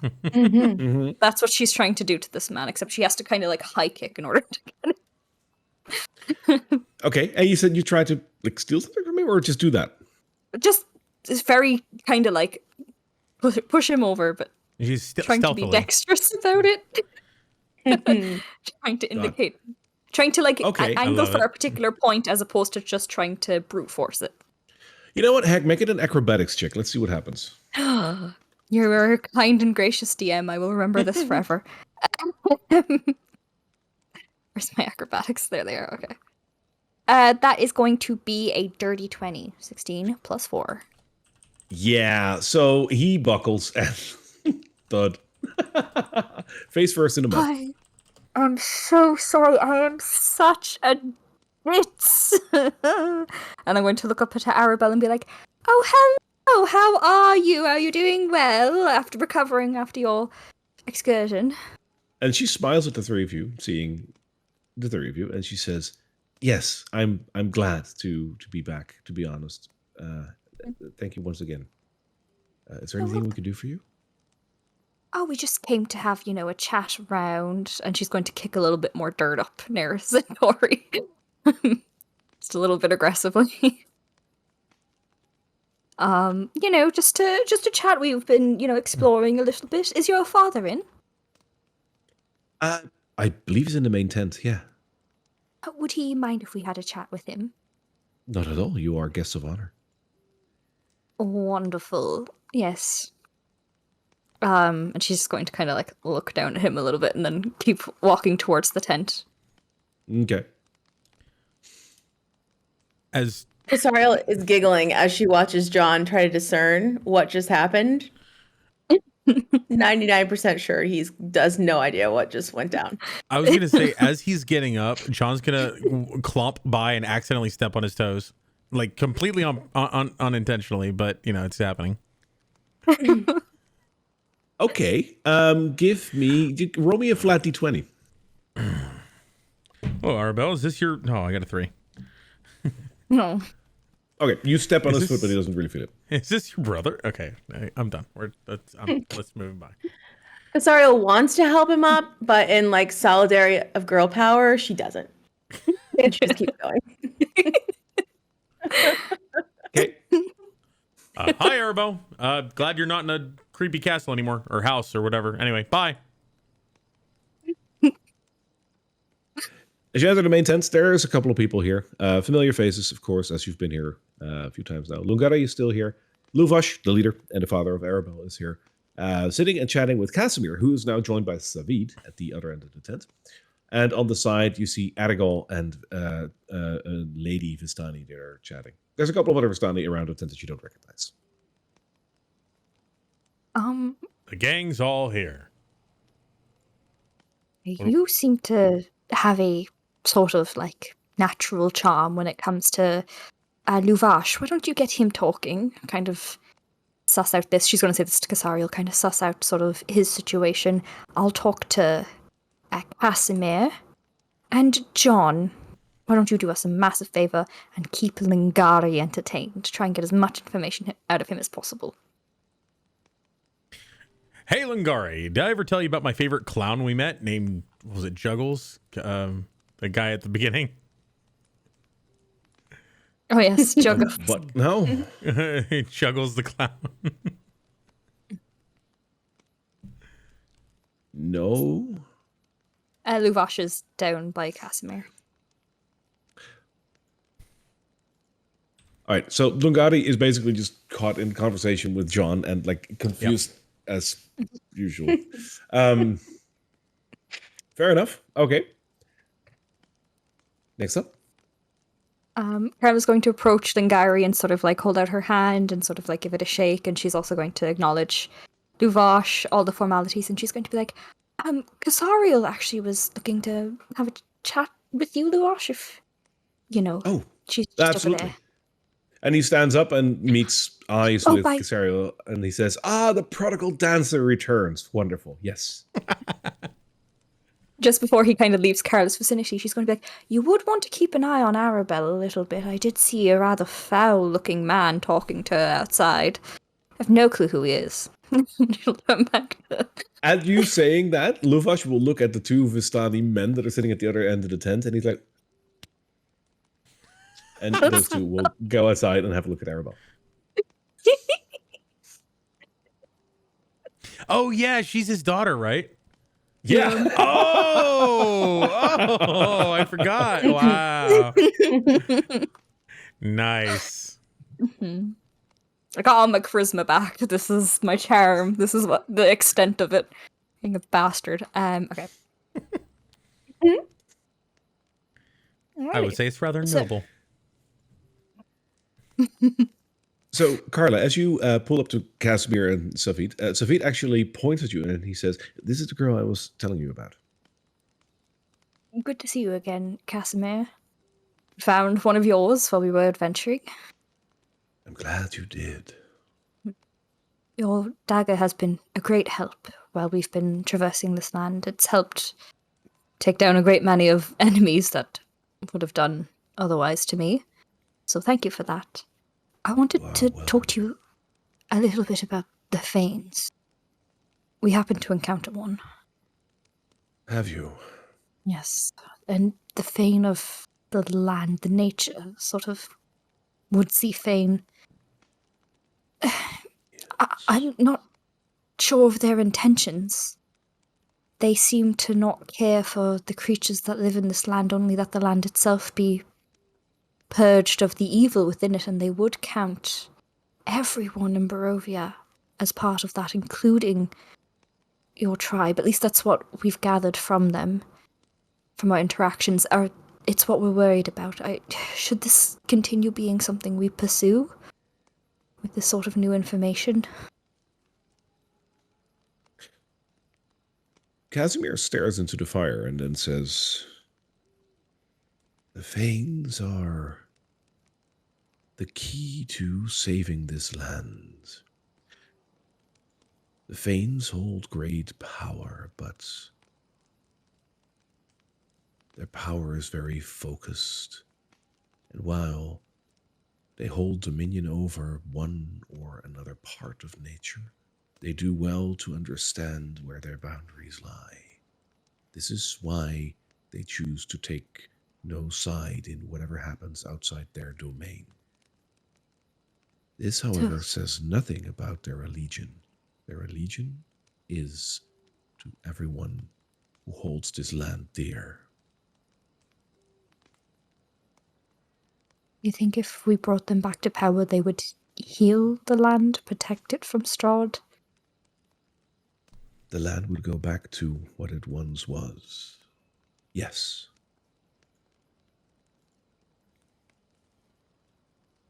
That's something to think about. I just worry about the people. As do we. This land has suffered much. Past that, she'll just kind of explain a little bit more in depth the adventure that they've sort of been on and the specifics of it to him, as they're sort of looking into the fire. But past that, that's all that she really wanted to know. All right. Casariel? Louvash, what news?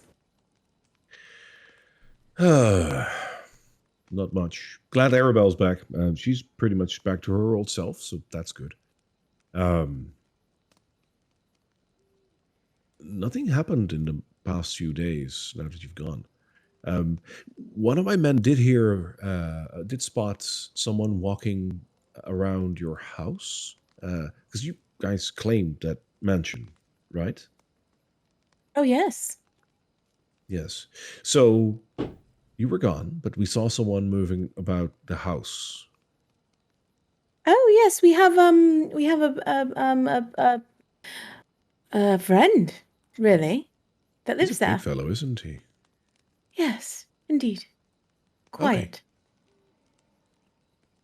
Yes. Well, okay, then it's all fine. We just thought we'd share the information. Yes, he sort of tends the house for us while we're gone. That sort of thing.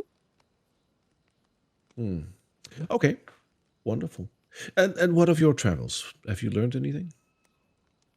Oh my. Well, nothing much has come about really. Karla really knows more about that sort of thing than I do. I'm just around for a bit of fun, you know? That's what they call me. Fun Casariel. So fun, fun, fun, fun. All the time. Fun seems to be all the rage nowadays, if you have to believe the inner city. And he points over at the direction of Valaki. Right. Oh, no news from Valaki then? Nothing. Oh, big news actually. Oh, Seems to be something's going on at the tavern. They're doing some sort of like redecoration thing. So from what I heard is they're going to do a grand opening soon. oh, really? Do you know how soon? No, they're still busy. And it's off limits unless you are connected with them. And we used to be very connected with them, but since they've been rebuilding, we can't contact anyone there. So I just think they're very busy. Who was the family that owns that again? Were they the mum starts with an M? The Martikovs. Martikovs, yes. You know them well, then? Yes, wonderful Oh. people. Bit on the weird side. They're a bit skittish, if you will, but they're friendly. Oh. All right, well. If there's nothing else to report, I guess we won't delay you any further from your evening? Day? It's still day, I believe, and he looks outside to tend to a broad daylight. Day, so Clouded hard to tell in these by tents. You know.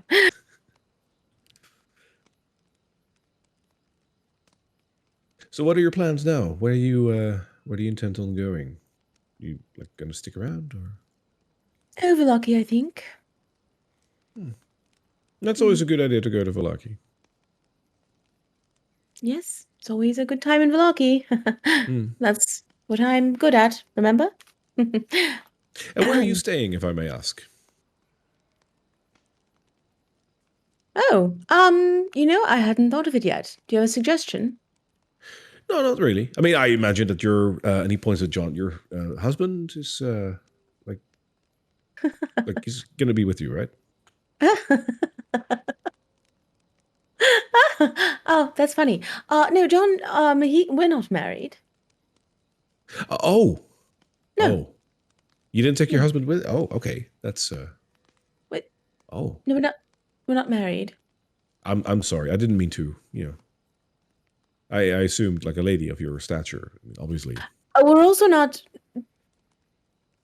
We're just soldiers together, actually. Just so So members of married to the the same order. surface, then, huh? Indeed, yes. Yes, understandable. Yes. Yes. All right then. Well, I love this. my charisma is very low, so I know that's why I'm It's doing so this. It's awkward, great. it's amazing. Oh, I debriefed you all before we ended. fun, Casariel. That's me.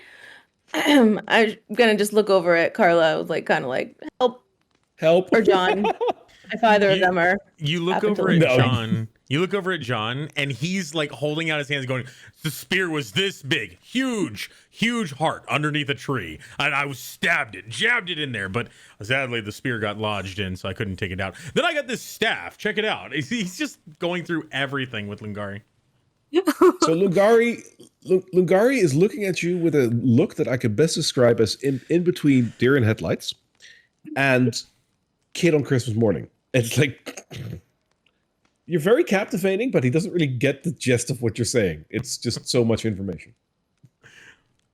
He's just saying everything about his adventure so far with Karla and Casariel. Oh, Karla!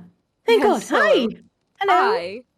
Yes, I hope you had a good conversation and asked about all Oh, the absolutely. things.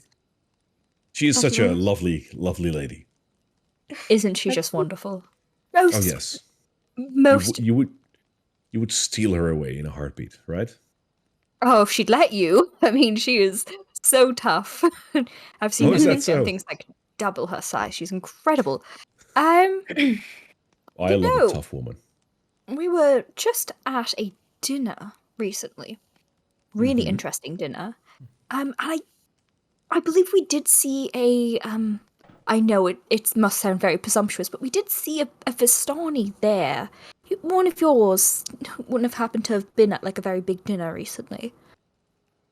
I mean, we spread all around the world, so possibly, I guess. Yeah, I mean, Oh, we no. try to connect with a lot of people. No one from your particular camp, though, has been to some like big dinner yet. Recently.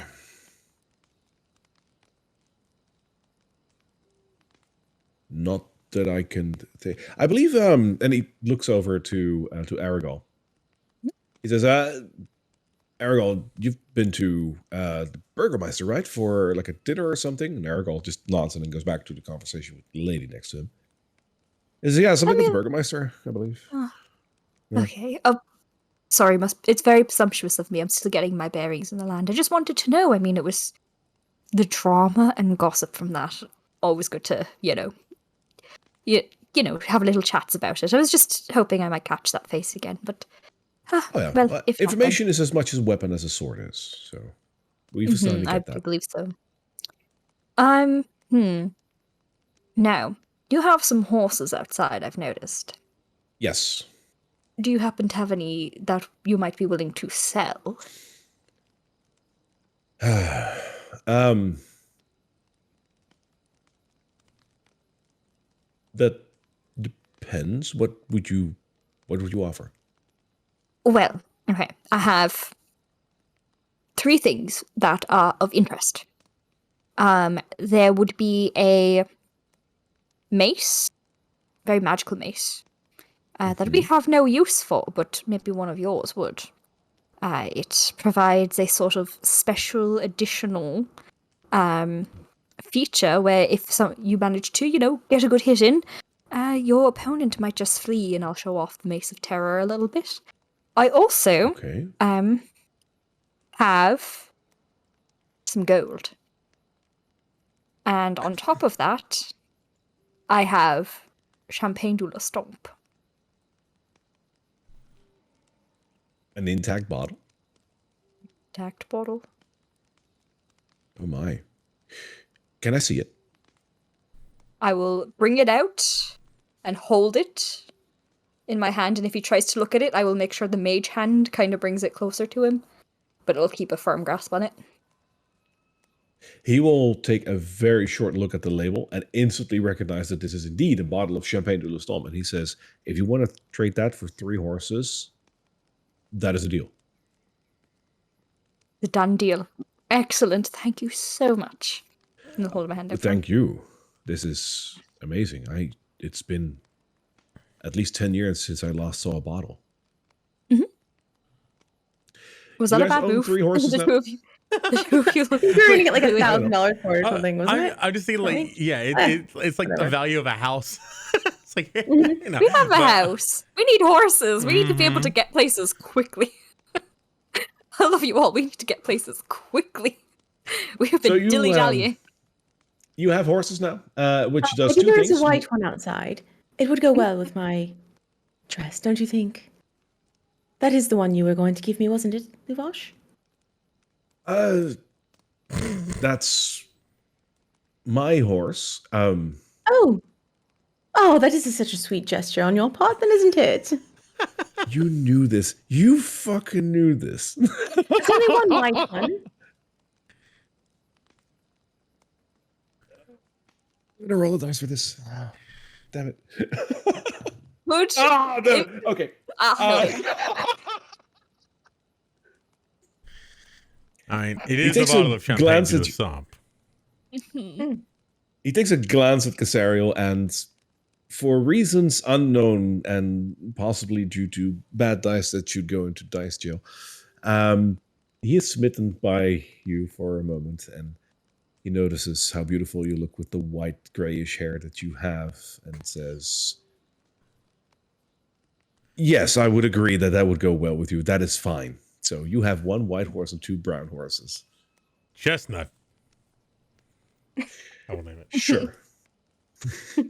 So you have 3 horses, which gives you 2 advantages, one of which is not that important since you have a bag of holding. Horses can be used to carry around lots of stuff, but you have your bag of holding. But secondly, this will allow you to traverse the map about twice the speed that you currently do. So you have a wider range of action per day. Means we can get places before it gets dark quicker. Sure. Alrighty. This has been an excellent deal. Thank you so much. Karla, did you want to ask about the bag? Oh yes, did you know there was something living in the bag before you gave it to me? In the bag?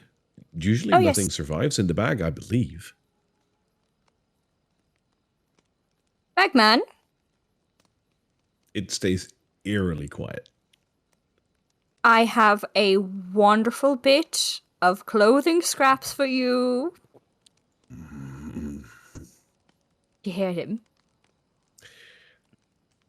You notice that Luvash did hear something of that, but he tries to remain, keep a straight face. You know what? It doesn't matter. We've gained a friend. You had a fun dance battle. That's all that matters. I'm just gonna very pointedly close the bag. and put it away. Okay. Well, I'm glad that you still enjoy your prize. Is there anything else we can do for you? I think that is about it for today, but we might be back at some point. And do keep your ear to the ground if you hear anything interesting. We should be your first port of call. We are now armed with horses, so we can get Is places there anything in quicker. particular that you guys are looking for? Interesting tidbits of gossip about Vlaki or Kresk, or sort of any sort of quest type things, or anything related to Amber Temples, Argynvost Hold, or the Lord of the Land. And, you know, we like to keep all bases covered. Okay. If I hear something, you will be. I will dispatch someone to you at my earliest convenience. And if you can't find us, send it over to the mansion. We pop there pretty frequently to... We'll get letters from there, don't worry. As you wish. Right, John, are you done making Lingari uncomfortable? A huge castle full of dead. What was that? Are you done making friends? I was just telling him about our adventures. Oh. Huge She's going ghost to, like- dragon. A huge ghost dragon. It was really creepy. It's time to go now, darling. I gotta go. My friends are leaving. See you later. Hi, As you guys turn around, Lingari! as you guys turn around to leave, Casimir speaks up and he says, "One more moment. Savit here Yes? told me that you have seen a amber temple. Yes, we've heard a little bit about it. Do you know anything more? You mentioned an elder gentleman.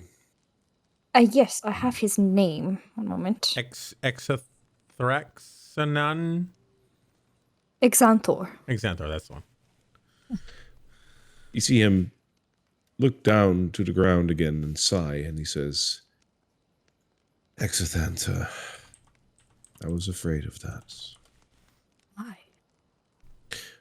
Exathanta was a very powerful wizard.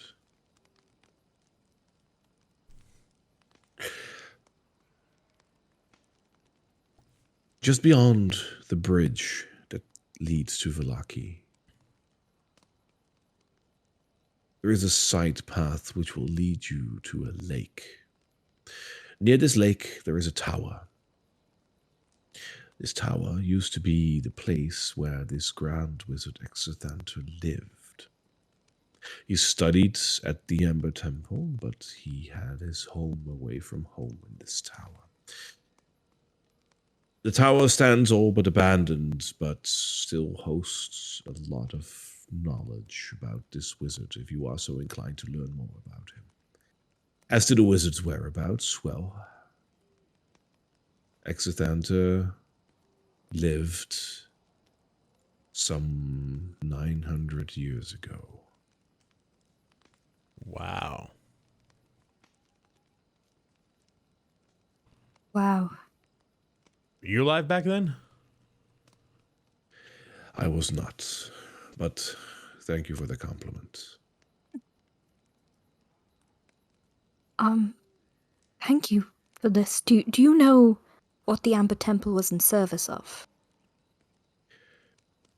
The Amber Temple served those in search of spirituality, those in search of magical prowess, and to safeguard the world from the ancient evils.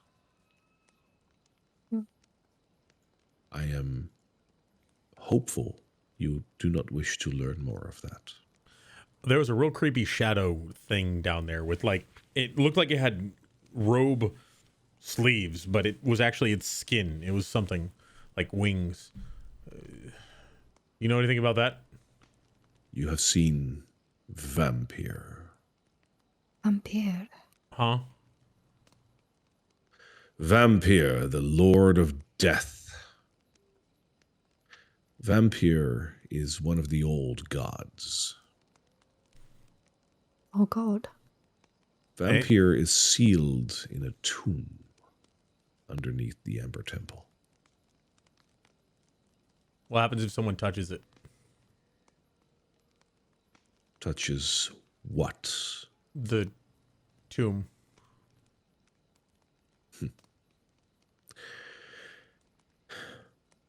Then one might strike a bargain with the old gods, and the rest is...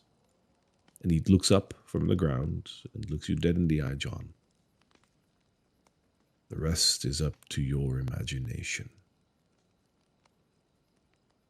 So like unlimited food. What about the other two though? There were like 3 tombs.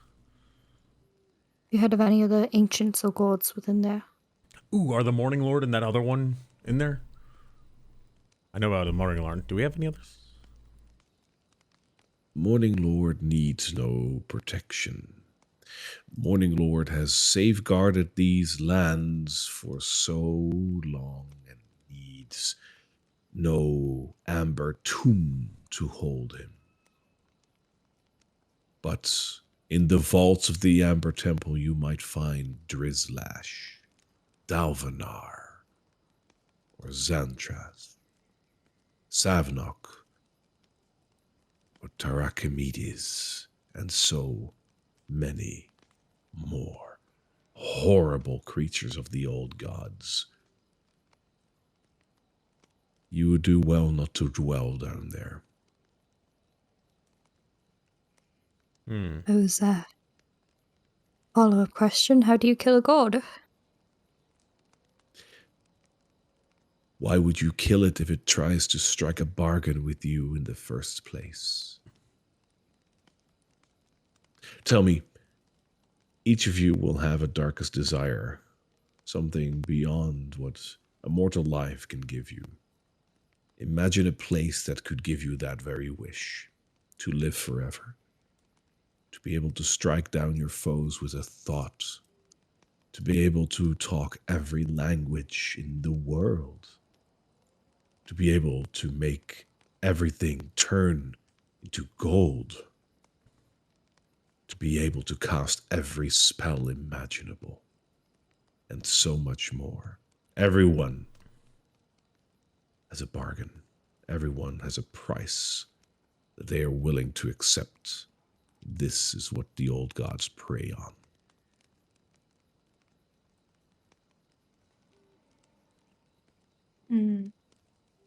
Rather like devils from our world, or demons. They are from a world beyond our world, yet they are trapped in here all the same as we are.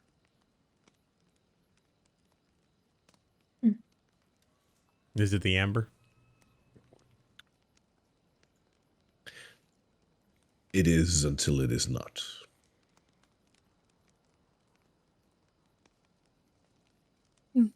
You're a very confusing man, Casimir. You're a very confusing paladin, John. Tushy.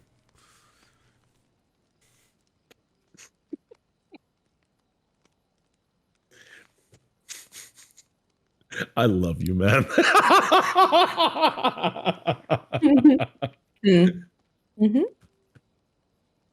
I need like 2 minutes after that. I'm so sorry. John, I believe...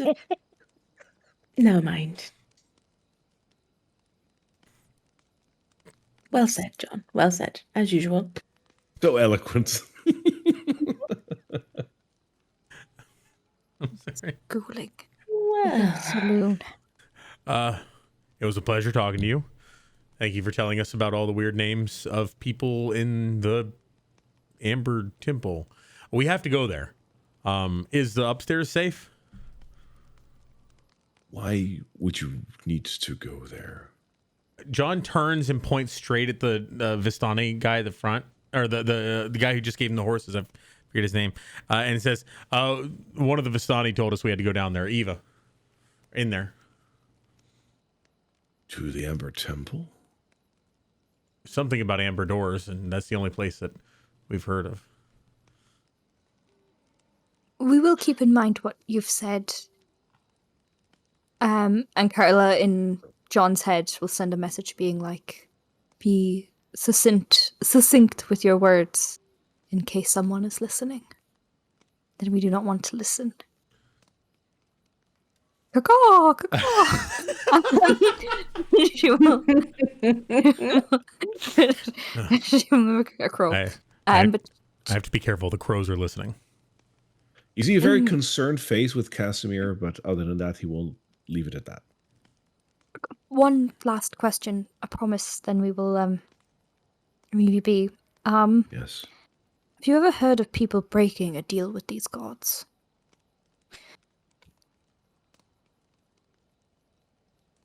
In what way?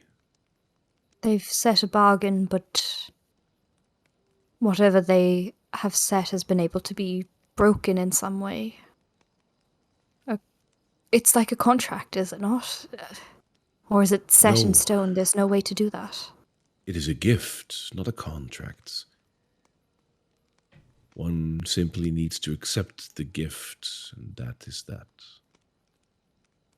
They live through their gifts.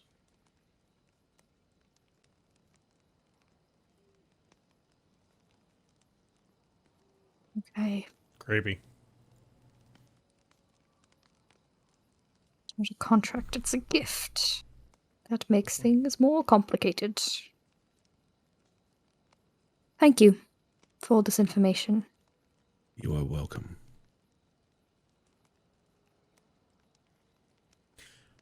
We're going to go back home. It was nice to see you again, Savid. Find a bow, I guess. Bye. Yeah, you should really take Uh, it with you when you go anywhere. I did, and I lost it, Sophie says. But Oh. I'll get a new one. Thank you. Have your charms, at least. Actually, what were you doing in that old place? We saw some Vistani coming back from there. I think was that Lungari? Was Lungari on that? Lungari, hey Lungari, were you at the Archenvost hold recently? No? You sure? Yes? I was here all the time. These people can confirm that. Okay. Yeah, Casimir, we saw some Vistani coming back from Archenvost hold. And Savid, what were you doing up there? I was just looking for Arabelle, and we were looking far and wide to try and find her. And I decided, well, a girl like that is not going to stay in the woods. She's gonna try and go places. So I followed the road and ended up at Archenvost, hoping that she wasn't in there. And well, she wasn't. But at my own detriment. Yeah.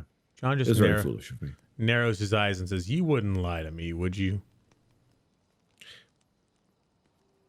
You can roll an insight check if you want, but he says no. Yay.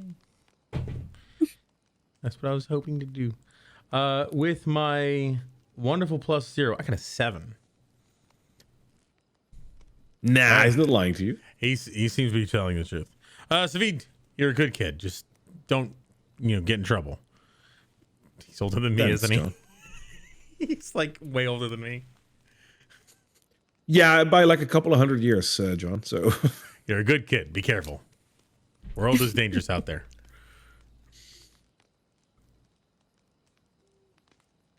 all right. Anything else you guys want to do in the big tent here?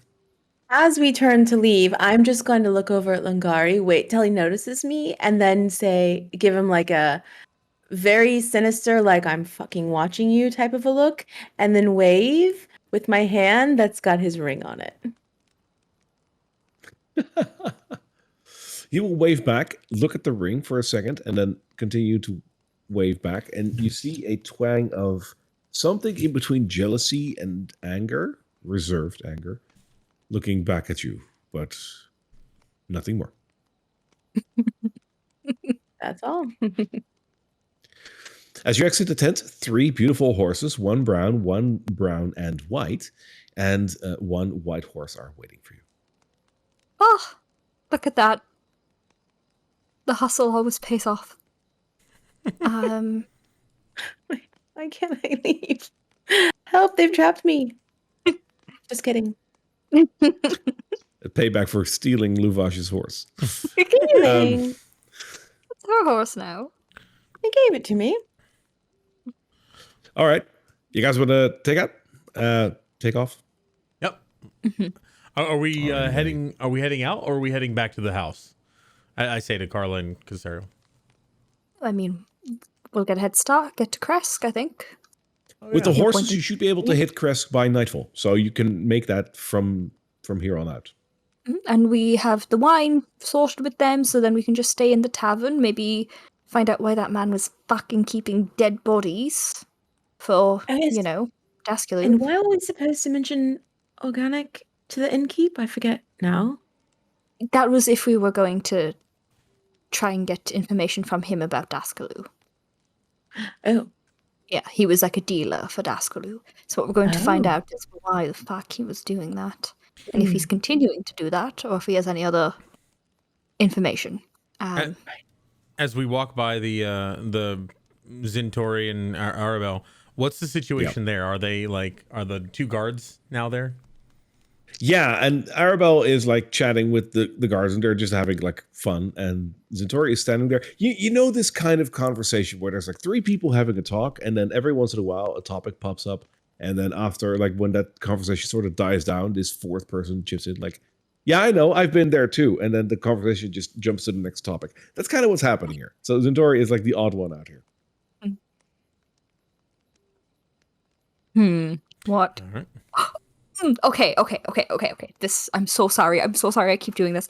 But just like distracting us. But I'm going to take my mage hand. And I'm going to take one of the little balls from my bag that has animals in it. Yes. And I'm going to try and sneak one of those balls into his pants, LMAO. You're gonna put your As fuzzy you balls release in it? his pants. Yeah. So Okay. I'm going to like As- give it to the mage hand so that it can try and like at him, basically. I see nothing wrong with this. As you let go, I'll like, you don't even have to roll for this. This will go because it's freaking funny. As you let go of the ball, it takes effect. Roll me a d12 and let's see what happens. That was a amazing. D8. Was it a d8? Yeah, it's a D8. Okay. You might be right, but let me just quickly check. The other four options are a squirrel that's rabid for nuts, a raven. Oh, you're right. Yeah. The new ones. Is it a baboon? What It did has you to be a roll? baboon. Can it be a baboon? It's a black bear. Oh God! And as soon as it's released, I'm going to be like, come on, we gotta go, and like hop on the horse. Okay.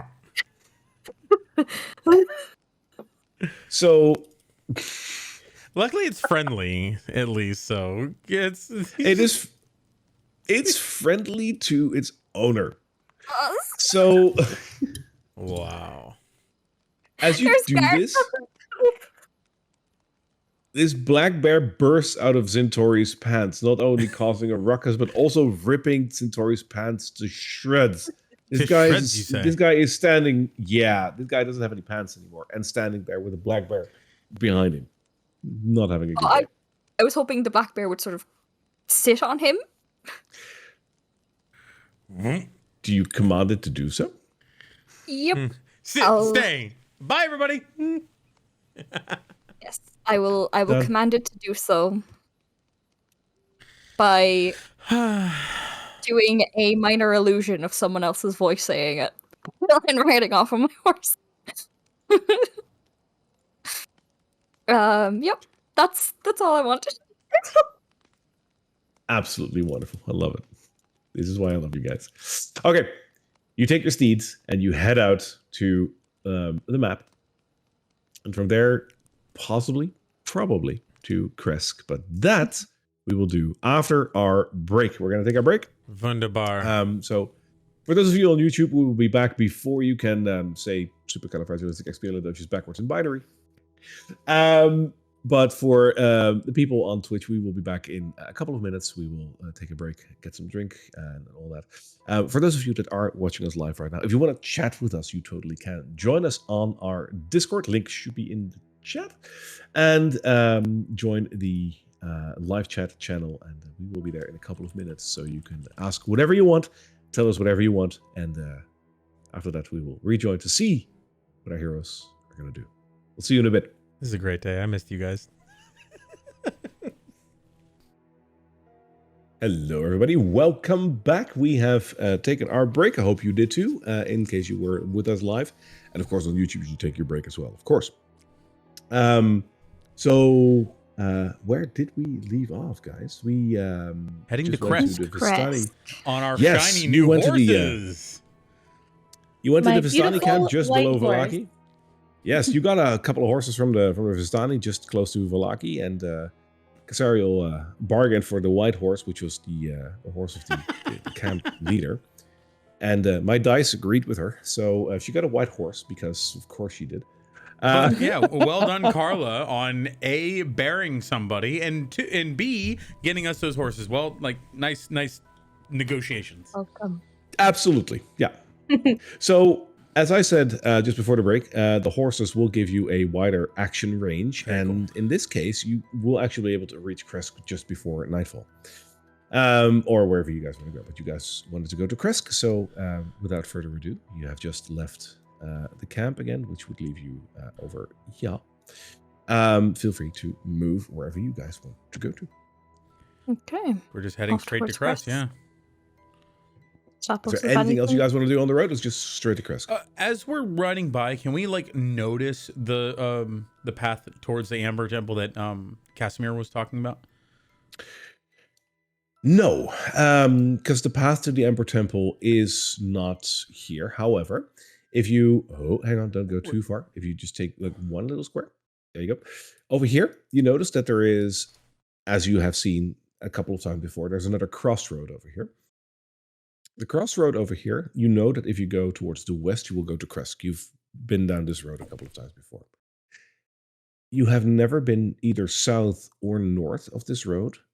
And based on the description of Savid, and looking towards the mountains in the south, you estimate that this road might actually be the road towards this temple. Okay. So I'll mark it on the map. I feel like we got two descriptions from them. One was I thought Savid said, yeah, if you went south, my understanding was it was south of Argentvoss, but it's so south from here to the Ember Temple. And then the other was, I believe it was Casimir said something about like just after a bridge, there was a path to the Wizard's Tower. Yes. Was that the bridge that we've already passed or the bridge that we're going to pass soon? And that is a good question because you're very close to a bridge. Okay. So did he specifically say the bridge, the old Svarlich bridge, or? He did not mention what kind of bridge didn't. it was. Okay. No, He did mention it was near the lake. Yes. That Yeah. is a good call. Yeah. Yeah, I think he said the path would lead you to a lake, right? So yeah, that's a good point. Okay. You guys are free to explore the paths, but if you guys want to go to Kresk, then go to Kresk. I think we don't have enough time in the day to do an exploration just now if we want to get to Crest before nightfall. We don't want to go off too unfamiliar paths either in case word arrives about Casariel's mother. Right. All right. You approach the snowy area of Kresk, and as you go sloped up the land, it gets a little colder. It starts snowing just a little bit again. And you get closer to the town of Kresk, that one town that doesn't have any trees around it whatsoever, except for within its walls. And if I can actually find the map. Oh, there it is. I was going to say.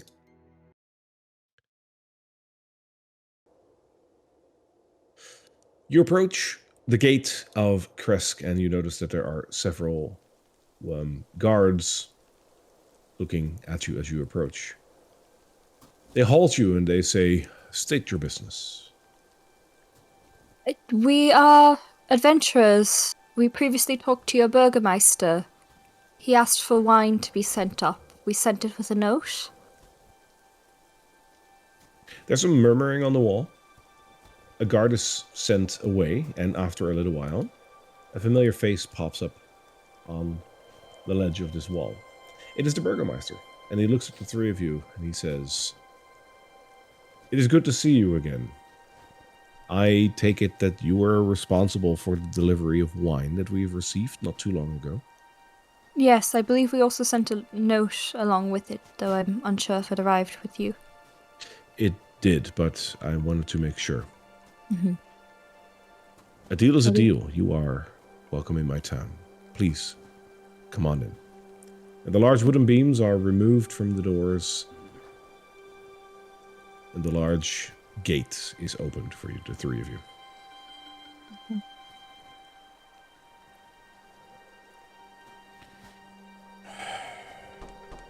The gate itself is closed and beamed up again behind you. The burgomaster comes down to have a talk with you. Hello, sir. Hi there. It's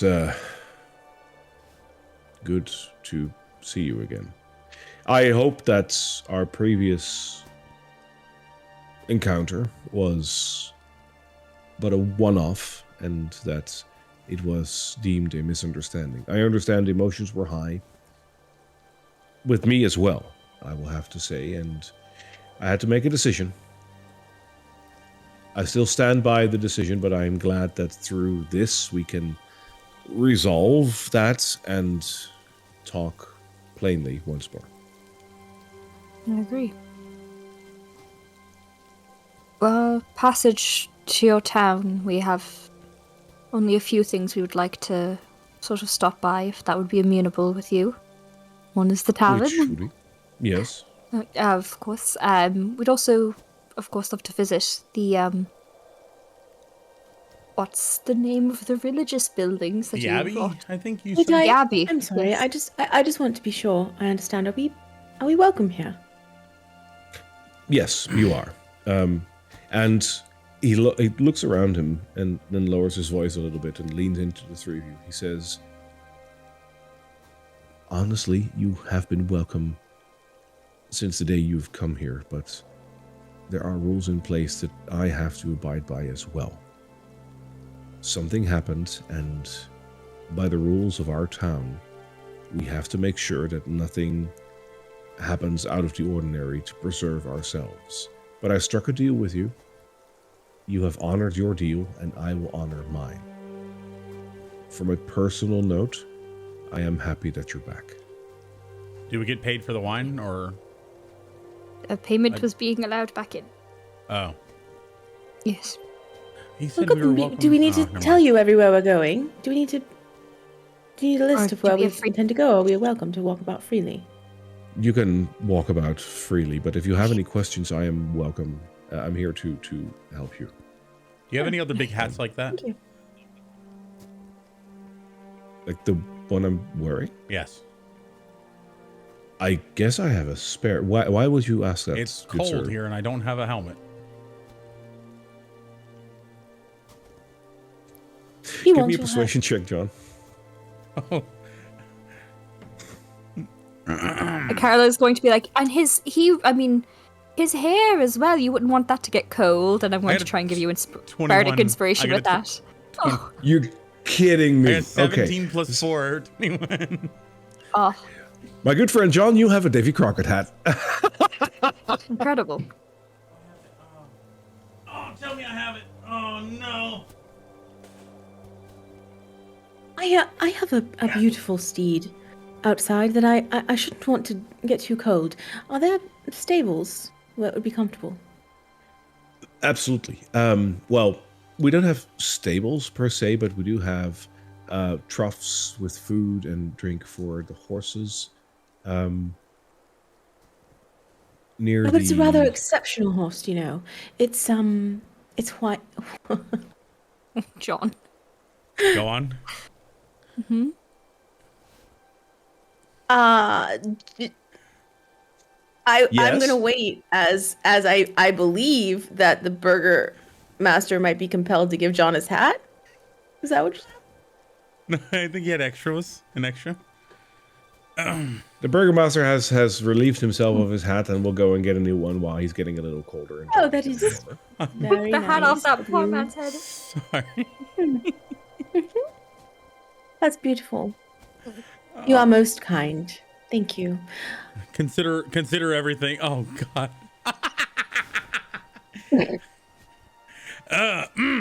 Consider all the emotions past. I held a bit of a grudge. But you're right. Everything is as ice under a bridge. Quite. For your horse, I could recommend the inn. They might even have a little place indoors where you might be able to stall it. Oh yes, we could have a room for. That's so kind of you. We actually have 3 horses, so maybe a 1 room for each. You are really too kind. Okay. Bring the horses, would you? I don't even know who I'm talking to. I'm just telling somebody outside, one of the guards, maybe. I will count this as you guys are just still sitting on your horses, by the way, because that's Oh. including in tokens. Well, as you can see, it is a rather exceptional steed. Isn't she beautiful? Marvelous. We will keep them in the inn. Is there any sort of task that you'd like us to complete for you? If there's anything you need doing, we are going to be here a little while. Once you've gotten your bearings, please see me in my house. There is something I would like to discuss with you. Of course. To the inn? I believe we stayed there last time, so Karla will try to just remember where they were. All right. Go there. The Burgermeister will go to his own house and go inside.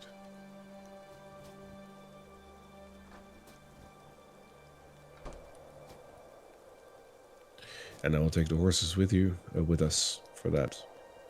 Yeah, we'll just indeed, leave them near by the inn, I guess. Yeah. The inn isn't showing for you guys, by the way, right? It's in. Yeah. Or yeah, it's blacked out. Yeah. I Shouldn't think I'm be, in the right 'cause place. you've been but I there. should- Yeah. There you go.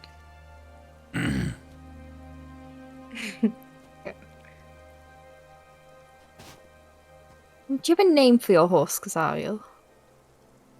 Please. Sitara. Oh, I like that. Very nice. They're beautiful. What Was about it you, John? Sitara? Mm-hmm. As in Sitara? Yes. And how about you, Noted. Karla? Did you name your horse? Yes, it's named Watson. Of course it is. Watson, perfect. Mm-hmm. And John? Dave. I can hardly wait. Dave. But yeah, she doesn't like the name, I don't think, but it's Dave. Mm-hmm. Yep. Well, that's about right. Sitara, Watson, and Dave. Oh man. Update it. And done. Could you imagine if I named her horse That's though? That would Dave. be so awkward. Perfectly logical. It is a horse. Oh my. There you go. Ah, Just Thank you. Dave. Just Dave. it's gorgeous. Gorgeous horse. Love it. You stall the horses inside a relatively small but warm and cozy barn where there is some water and a feeding trough. Lovely. Bye, Dave. See you later. And it kicks the door slightly. Tara, look after these two. Would you? Look after them, make sure nothing bad happens to them. I know you are the special one of the bunch. You and I both know that. Hey, my mom calls me special. And that's all. Love it. Yes, of course. Hello, Darovich. We're back. But we're allowed to be here this time. It's been a while. Good to see you. Welcome in. Welcome in. Please sit down. Yes. John, Yeah. stay by the door. It's cold out here. Stay But you've got your inside hat. by the door. Okay. Close the door. He's gonna lean up against the door. Now, we have had a friend, who we've come to see, and who has come to pass. His name was Daskalu, and it was mentioned that people have been dropping organics off here to you. For him. He looks at you with a questioning gaze, and he says, "From who now?" Oh, we heard from one of the chaps in Valaki. You do be frank with us. We're not here to cause any trouble.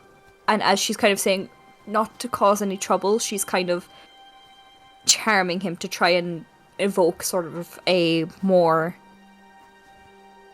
favorable response. So that will be a wisdom DC 15. Okay.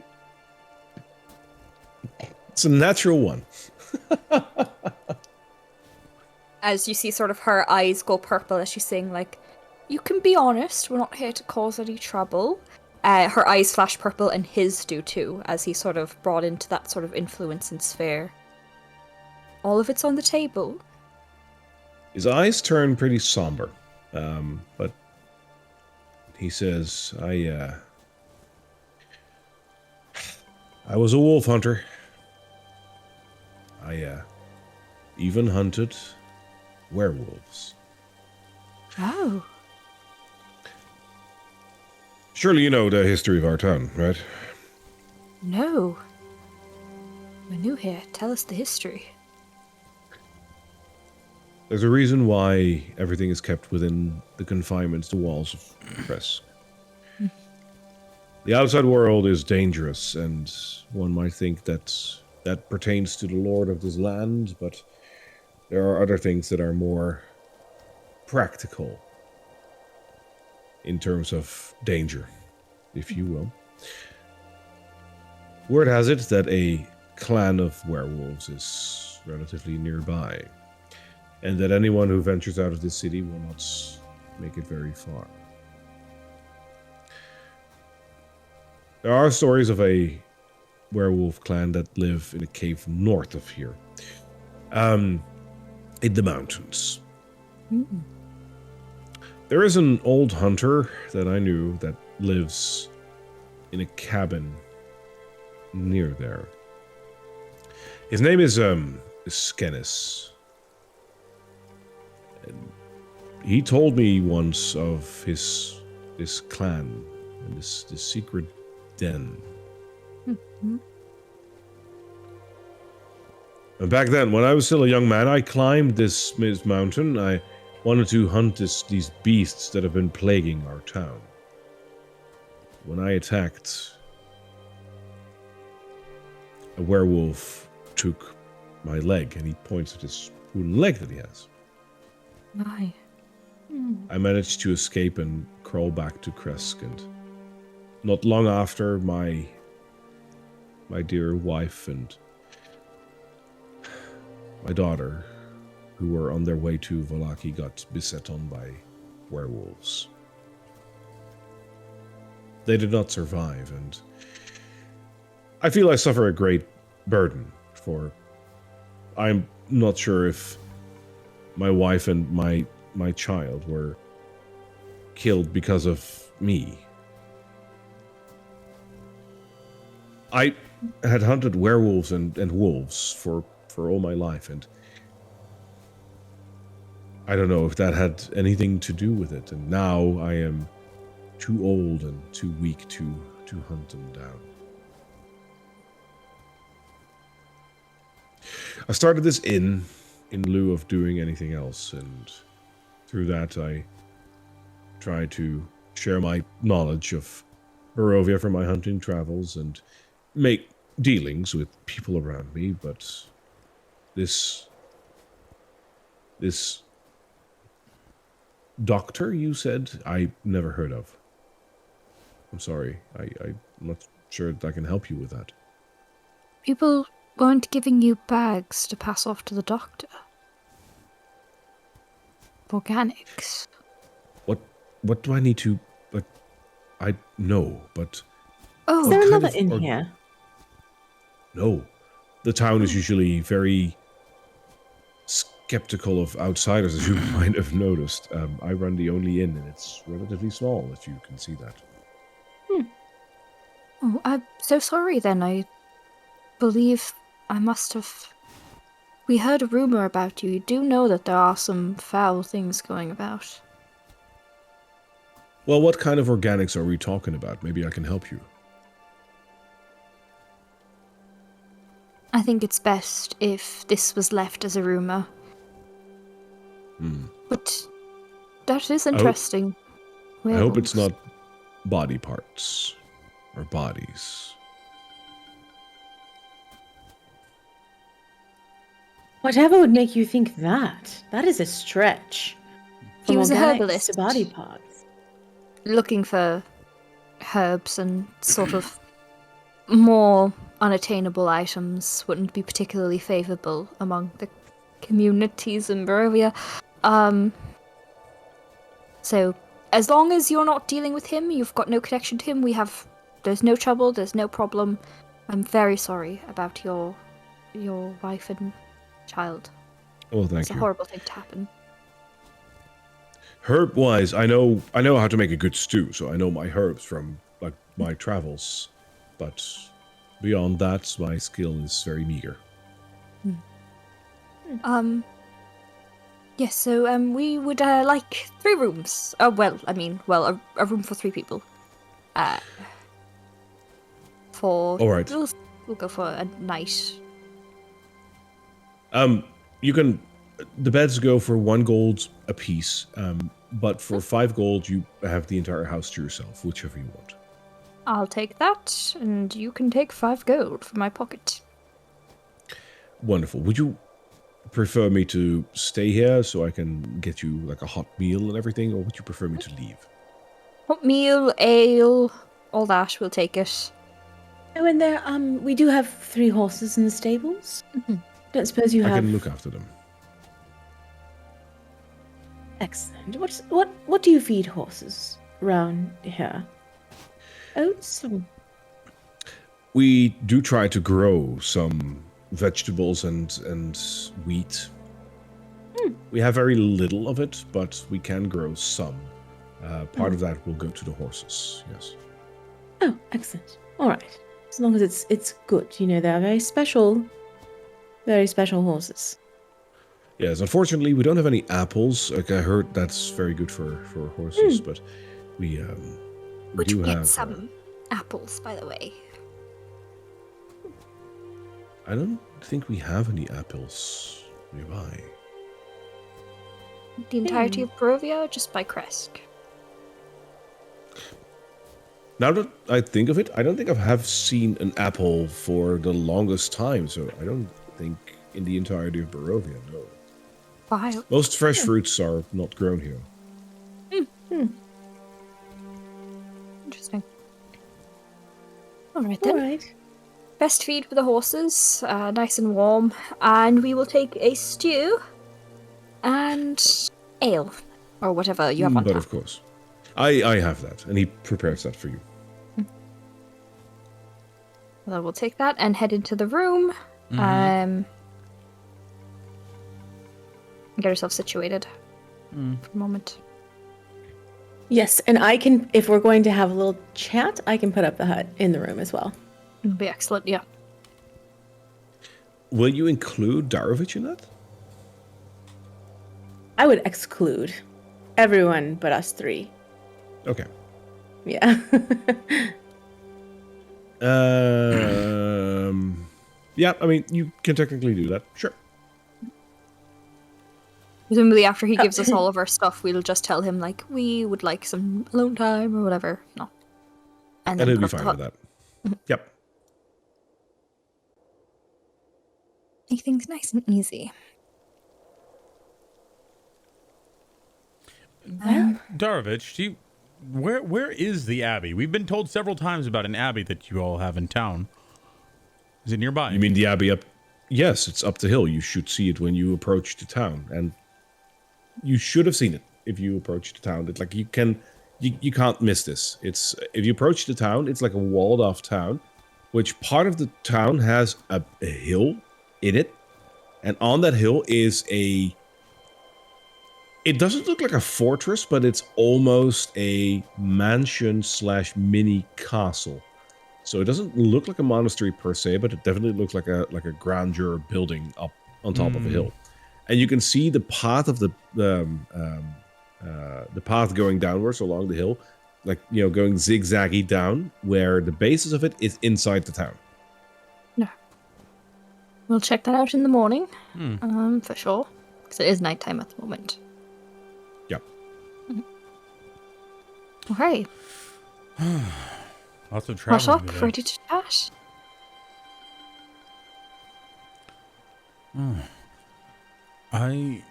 So we're here in Kresk, and I know that we've had a few things to do while we were here, but I suppose we've got to keep in mind that we're expected in Vallaki soon to meet your mother, Casariel. That's going to be wonderful. So excited. Yes, indeed it is. Indeed it is. So what do you... Sorry. I was just going to say, what do you think is going on in the Abbey? I know it's supposed to be some place of great significance with their religion. Do you think that has something to do with the Morning Lord? I think that is the main religion here. That's all I It might hear have about. something to do with the Morning Lord. There might be some more clues to St. Andrew. And on top of that, there seemed to be a certain level of protection that comes within the Abbey that could be something we could use to protect us against... No one can hear us in this, right? Not Should that be I able know to- of. They should be It's able the correct answer. might be able to help us in abetting Strahd in some way, which is what I want to talk to you both about. Where are your standings? As she does that, I'm going to look around the room and I'm going to cast see invisibility. Is that right? See I think so. invisibility. Yes. To see if you So, see anything that might be invisible. For the duration, you see invisible creatures and objects as if they're invisible, and you can see into the ethereal plane. Ethereal creatures and objects appear ghostly and translucent. So, I don't know if that would help, but like if somebody's spying on us or if something's watching us that's not What's the visible. range on that spell? Well, it is. Gosh, it doesn't have a range. It's just, I think it's as far as I can see. Yeah. Yeah, but it is blocked by. So it's just whatever your Doesn't vision is. say that, but I would imagine. so whatever you can see. Yeah, Okay. yeah. You don't see anything as what you described. Okay. Lord of the Land. We've seen insurmountable evidence that he is being in some way controlled by some form of demonic evil force, something that is present within this land, and we haven't seen anything good here. At all. 100% we will do nothing until we meet your mother and we can figure out something with her, but I do want to at least get your standings where you are currently. I'm not alone and crazy in my idea that he isn't the greatest of guys. Let's recap a moment. Do we believe that the lands were green and fertile and the people here were happy until he came and conquered the lands? Is that true? I mean, it was like- by him. Paradise until he came and conquered here. Paradise is a big word, but it might have just been Well- normal, Sure. which is better than whatever this is. All right. And why did he come here again? To impress his parents, right? He was trying to Mhm. impress his parents. Right. Yes. All right. Conquering for the sake of power. Typical noble behavior. And then we believe that he conquered, and with his brother, who fell in love with a girl that he also fell in love with. Mm-hmm. And is that why he made the deal to Well, win her love? it might be something related to that. From what we can... So I remember what they said. It said, I have come on your behalf, you have fed me well, and you are due your reward. So he must have been making deals with this demon. Lay your hands on your tomb. You hunger for your lost youth, Strahd von Sarovich. I shall remove the rival from your path, and you shall age not one day more.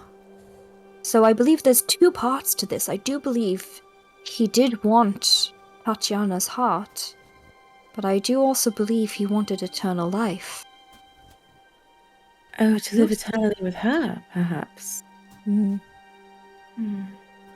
In the training of Saloon, we are taught that all nights have a dawn, and so there is always hope after darkness. But we are also taught that all days lead to night, and a life well lived will end. To pursue this idea of a deathless existence, that is, it's folly. It's a fool's errand. I don't know what drives Strahd. I don't know why he's made the decisions he's made, but he's pursuing them with such malice and violence. And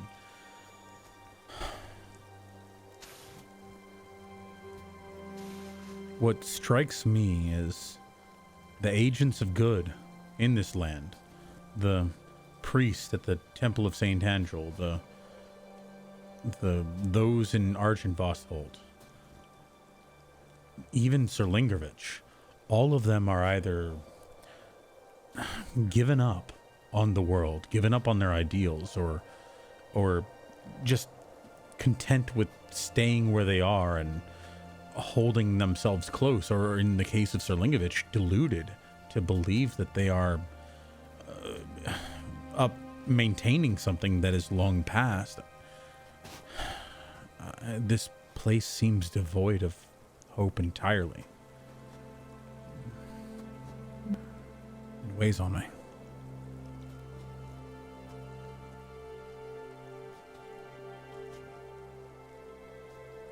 I learned something. Sorry, go on. I believe love is a noble cause, but in this case, a selfish one. So of course, I don't agree with what he's done. But the question is, what can we do to redeem it? I mean, is it redeemable, and how, if so? Otherwise, we're going on the same errand that countless have gone on before us. Mm-hmm. That is what I'm worried about as well. He loved her, but it seemed that she loved another. And as far as I believe we understand, he killed the one that she loved. His own brother. I feel like the drive there, I'm going to be honest, I don't remember truly ever feeling that towards anyone. I love you as a sister, someone who I would die for or protect in battle. Karla, I feel like we've fought side by side, and as far as I'm concerned, you're a very odd member of the Silver Star. I don't know how that would work, but I don't. I feel Saloon like, wants me, but I appreciate it. I feel like if I loved someone and they didn't love me back, I don't know how I would take that. So I really can't say much. But I don't think it's love. I think it's power. I think it's jealousy. I think he's Mad. I think he's revolting. Fact. But is he corrupted? That is the question. Is there something we can... Was he corrupted by these forces, or is he just inherently evil? It's two paths, really, because if he is inherently evil, then, obviously, we have to vanquish the evil. But if he's corrupted, and we can end the corruption and save him, then is it for us to decide? I don't know. I don't... He didn't seem evil before he came here, did he? We saw him as a youth. And like any noble. The guidelines that I've sworn to, I'm not meant to determine evil or good. I'm not meant to determine what motivates someone. I'm here to try to bring hope, to stop the violence that harms the land, harms people, harms anyone. But if someone is... I don't have the answer to... I'm not even supposed to ask that question. If someone is evil but not performing violence, who am I to judge? Saloon hasn't given me that dictation, only to stop violence in all forms. If he's... Hardly count what he's doing as peaceful in the land.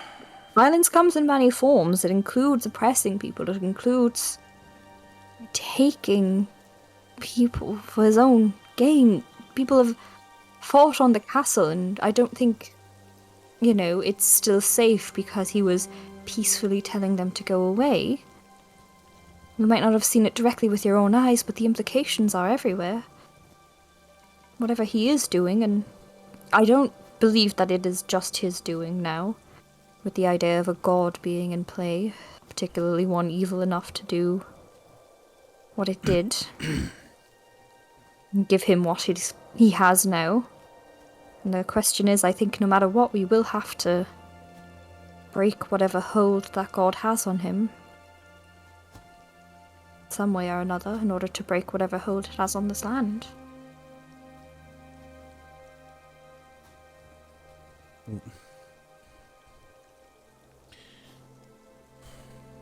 Perhaps my mother will know more, but I have no doubt that during that conversation there will be other eyes and ears upon us. I do not believe she'll be able to tell me the truth, if she's even capable of giving it to me. I have no idea why she's here under the service of someone like that. And what could stop her? She's, as far as I know, she's very much like you, and I don't think anyone could change your mind that much. You know what I think? I think when my father was killed, and my mother discovered she was pregnant with me, I think she devised some plan to get back to our world and to train me to be as strong as she is, knowing that I would come back here to find her, and that we together could find my father and save him. I don't know if she knows where he is, but something has told me that she was raising a little army with me. She knew I would come back for her, and that she thought maybe I could help her save my father.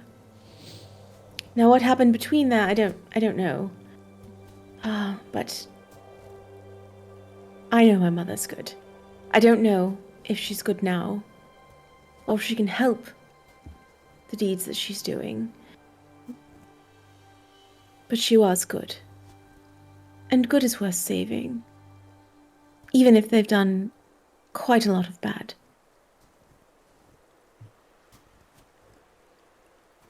So I think, for now, we should operate as though the Lord is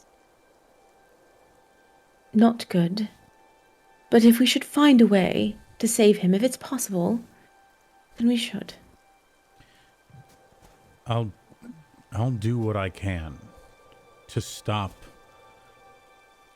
if he strikes out at someone while I'm there. I'll do what I can to stop, but I still don't think it's my place to determine good or evil, or to lash out in violence against one who, even if I perceive them as being evil, it's not. I don't know.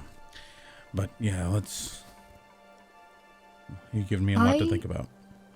We'll agree to those terms, as long as you agree to one from mine. If we can free him from whatever demonic or devilish or vampiric bond that he has, he's brought to trial, and the people of Barovia get to decide his fate. I think that's fair, given all the evidence. At the very least, we can talk about it with the leaders of the land, with the people. Mm-hmm. I believe that would be best. Excellent. Very well, Karla. I know you think perhaps you can't trust us, or me, maybe more specifically. Do you have a very high insight? It's even higher now. I can almost read your mind. It's funny. But I am loyal to this group as well, and I do care about your feelings, and I do understand them. I understand them very much. I know you want to help these people, and so do I. I understand that completely, and that's why it's hard to not just barrel forward doing what they want. I understand everything that both of you are saying, and it's nuanced and difficult. I'd prefer if it was easier, if it was clear-cut. I've not expressed my thoughts and opinions thus far because I never wanted to cause more burden on this. And it's not a lack of trust, it's just a lack of certainty. I don't know what standing is there, I don't know what the right answer is, and all I'm doing is operating on what I believe. Well, if there's anything I know in this world, Karla, it's that once you find something strong enough to believe in, once you find something that you believe is so important that it might be more important than your life, you will need that conviction and that certainty. And if you believe that it's so good, so noble, so necessary, you put everything you have into making sure that it happens. Do you have that? When I was a young girl, barely within my 20th year, I have a good friend of mine. Her name is Lavender Cobblepot. I work with her in the Violet Gazette. She's wonderful. And she has this little sister. Oh, she's a darling thing. When I was younger, her sister was taken by a monster in the woods. That's at least what all the older elders in the village said. She's taken, there's nothing you can do about it. However, there were links and clues that perhaps that wasn't true. There was a hut just outside our village, a witch's hut. Rumours there that, an evil witch that lived there, she would cast horrible spells on you.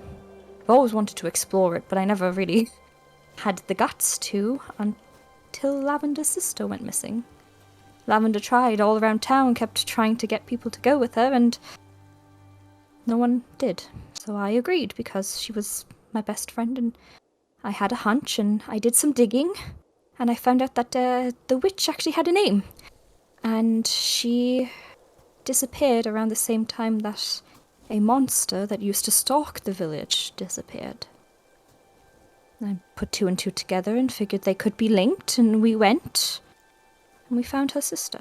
And we also found the spirit of that witch, who was continuously luring young girls every few years or so into her house to feed the monster and protect the village. Which, you know, it's noble, but why would a young girl have to die for that? I couldn't stand by it.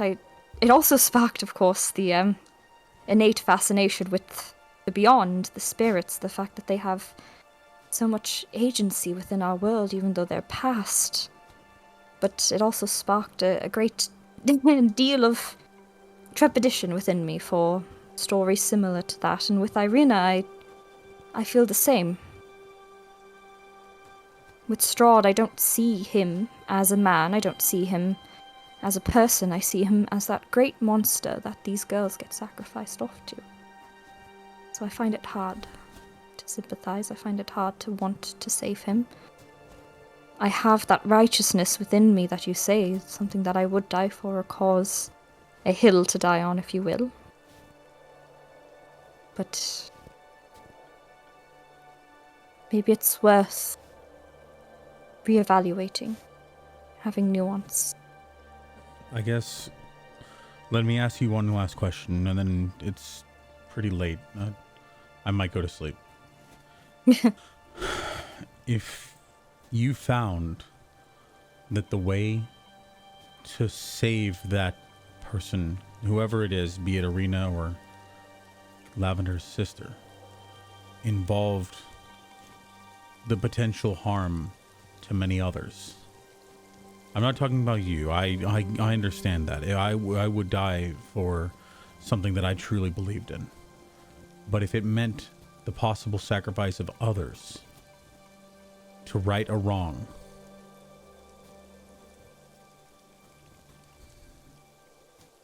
I don't even know my own question. It's complicated. This land, it's taking quite a bit out of the mental state of everyone. Everyone in this group should be able to speak their mind plainly. Especially you, Provided Karla. this Your protection. mind is... Yes. Your mind is the most deft of us all. So, all opinions are respected here. And we should speak plain with one another. We're all on the same side. Yep, so As much as I don't want to, I believe you're right. I believe this is not a situation where we can save someone and make everything right. I think it's a situation where we might have to remove someone for that to happen.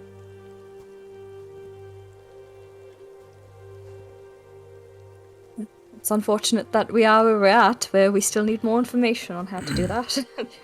But I'm glad, and thank you for hearing me out.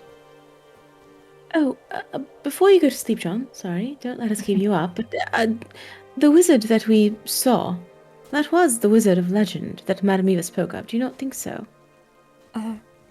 Exothenor? Xanthor? That's the one. Yes. Yes. Yes. Yes, him. That is I hope likely who not. he's talking about. That was hundreds of years ago, according to Casimir. 900. Ugh. Yes, but nobody ever said he was a human wizard, did they? I mean, he looked rather human, but he could be not human, perhaps. So I guess you're suggesting we should go to the Wizard's Tower or maybe the Amber Temple? Well, we know we have to go there. Probably full It would of be a good dust and place. books. It would be a good place to gain information about the Amber Temple and possible stuff that's inside it. And if that wizard's still about and he's still got a nasty little, grudge against Strahd, it could be a good ally. Yes. Well, tomorrow we should explore this town, make sure we've seen everything here, and then perhaps we'll see where we're at when that's done. On my agenda, I would like to go up to that altar where We met Sergei for the first time and possibly tried to contact his spirit if it's there. Hmm? And then after that, the Abbey sounds like a good port of call. I'd like to Oh, see yes, the and pond. perhaps we should Just do some for- more of that water. And just for visualization, if you want to go up the Abbey, the path that goes up the mountain actually starts basically at where the lake is, right? Oh, cool. So that would be on Right. your route anyways. Oh, perfect. Okay. And we do have to talk to the Burgermeister. Do we want to do that before or after the Abbey? I must tell you, it takes every bit of restraint in my body. I will just let you do the talking because, kicking us out? So rude the first time. Right. You did nothing wrong. I You're forgive such him. He's a the one flower, who's- Casariel. Pally with Strahd, not us. Well, I mean, now we are, but... He did give John this hat, so there we are. I feel I think better that about is a him. crime punishable by death, honestly. Yeah, it's... I think it's What? rather fetching. Yeah, you look like just Dave E. Crockett. You look like you have a horse that's name is just Dave. Yeah. Thank you. Yeah, that's a good way to put it. Does do you guys wanna- invisibility... Oh, no. Do you guys want to turn in for tonight, or is there anything else you want to do? I'm going to sleep. Yeah, Can- we'll turn in for the night. I will again note that I do a 1-hour seance Can in order you to get my thing. can you read me that Noted. book of spells? It looks very much drawn in crayon. I could probably understand it. Yes, hand that to me, and I will take the book of misspells and start sort of like reading through it and seeing what's in there. Okay. So the Book of Spells, as I said earlier on, this book is written like a for dummies kind of book. The cover itself is made of leather, cheap leather, and the font used on it. I'm dead set that the font Comic Sans is not known beyond the mortal plane that we, the players, find ourselves in. But let's just assume, just for argument's sake, that Comic Sans is a thing beyond our own mortal plane. It's cosmic Barovia Barovia sand. is a wonderful place. Cosmic has sand. been- Torturous, Written- hellish. Sorry. This book has been written in Comic Sans because it is. So it looks terrible. And as I said, it says a Book of Spells, where spells is written with a Z instead of an S. That being said, the Book of Spells itself, and I'm quickly looking through which your S? Oh inventory. no. The first one or the last Wait. one? Book of spells. Oh boy. Yeah, like it's not written well. I'm just quickly looking, John. Do you have it in your inventory already? I don't think I ever had it. I didn't know it was an item that we could actually put in. It's an item, and you can totally add it, unless Karla wants it. Yeah, Karla can. I think have I it. threw it into mine earlier. All right, let me have a look Yeah. at your inventory. You have. Oh no. It's not there anymore. It is not. Gosh. I definitely don't have one. It's the Although book of I'm- misspells, right? Yes, it's. Wow. I mean, it's the Book of Spells, but the word spells has been misspelled, and if that tells you anything, then well, there you go. That being said, if you thumb through the pages, and the pages themselves feel cheap but effective. If you thumb through the book, it tells you of a couple of spells that, like, as I said, this is one of those for dummy books, right? So this book starts with, like, did you know magic exists? And then it goes on to describe how magic works, and that there's different types of magic, and then it goes on to list a couple of spells that would very easily show you that magic is a true thing. If you try these spells, then you will see that magic is a thing. And the spells that are listed over there are the spells Message, Mage Armor, Hold Person, Speak with Dead, Ice Storm, Teleport, Wish, Fireball, and Magic Missile. Cool. Quite the find, John. Don't know if it's any good, but I mean, sure. we found this- that book while in another book. It's got to mean something. Book in a book. I'll I'll keep a hold on it and see if anything comes of it, and if it's interesting, I'll pass it back your way. Which is basically me being like, I'll attune to it.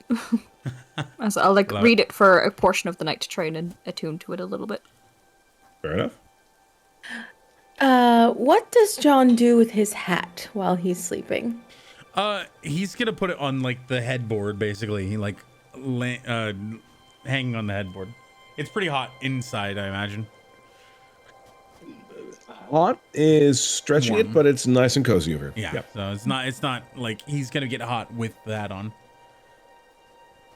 While Karla's boy. like thumbing through the book, she's kind of like, I wonder if my invisibility works on more than just people. What do you think, Casariel? Sure, I would think any creature. But not creatures, like objects. And she's gonna look at the hat.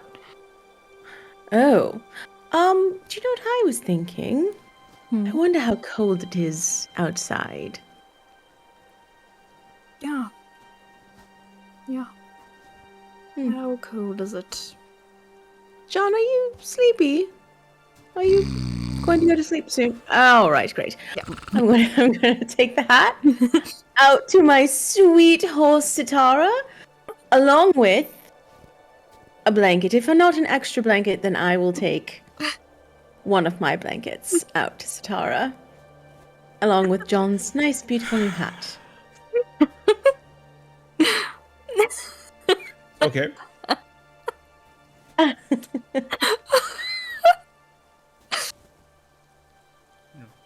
didn't take The John's horse is blanket. nice and warm.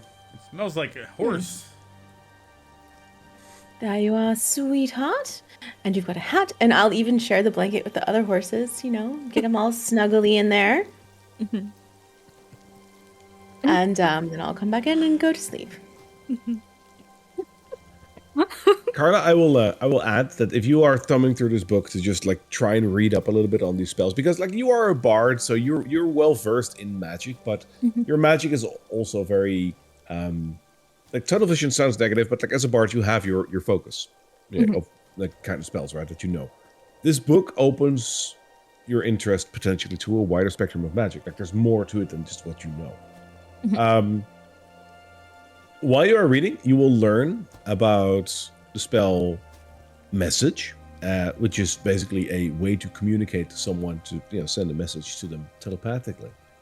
Just what I use egregiously. Yeah, she has that. Yeah, exactly. But it's still the book describes that. Secondly, it will describe the spell Mage Armor, which will tell you that this is a great way to basically provide someone with a extra layer, if you will. Oh no.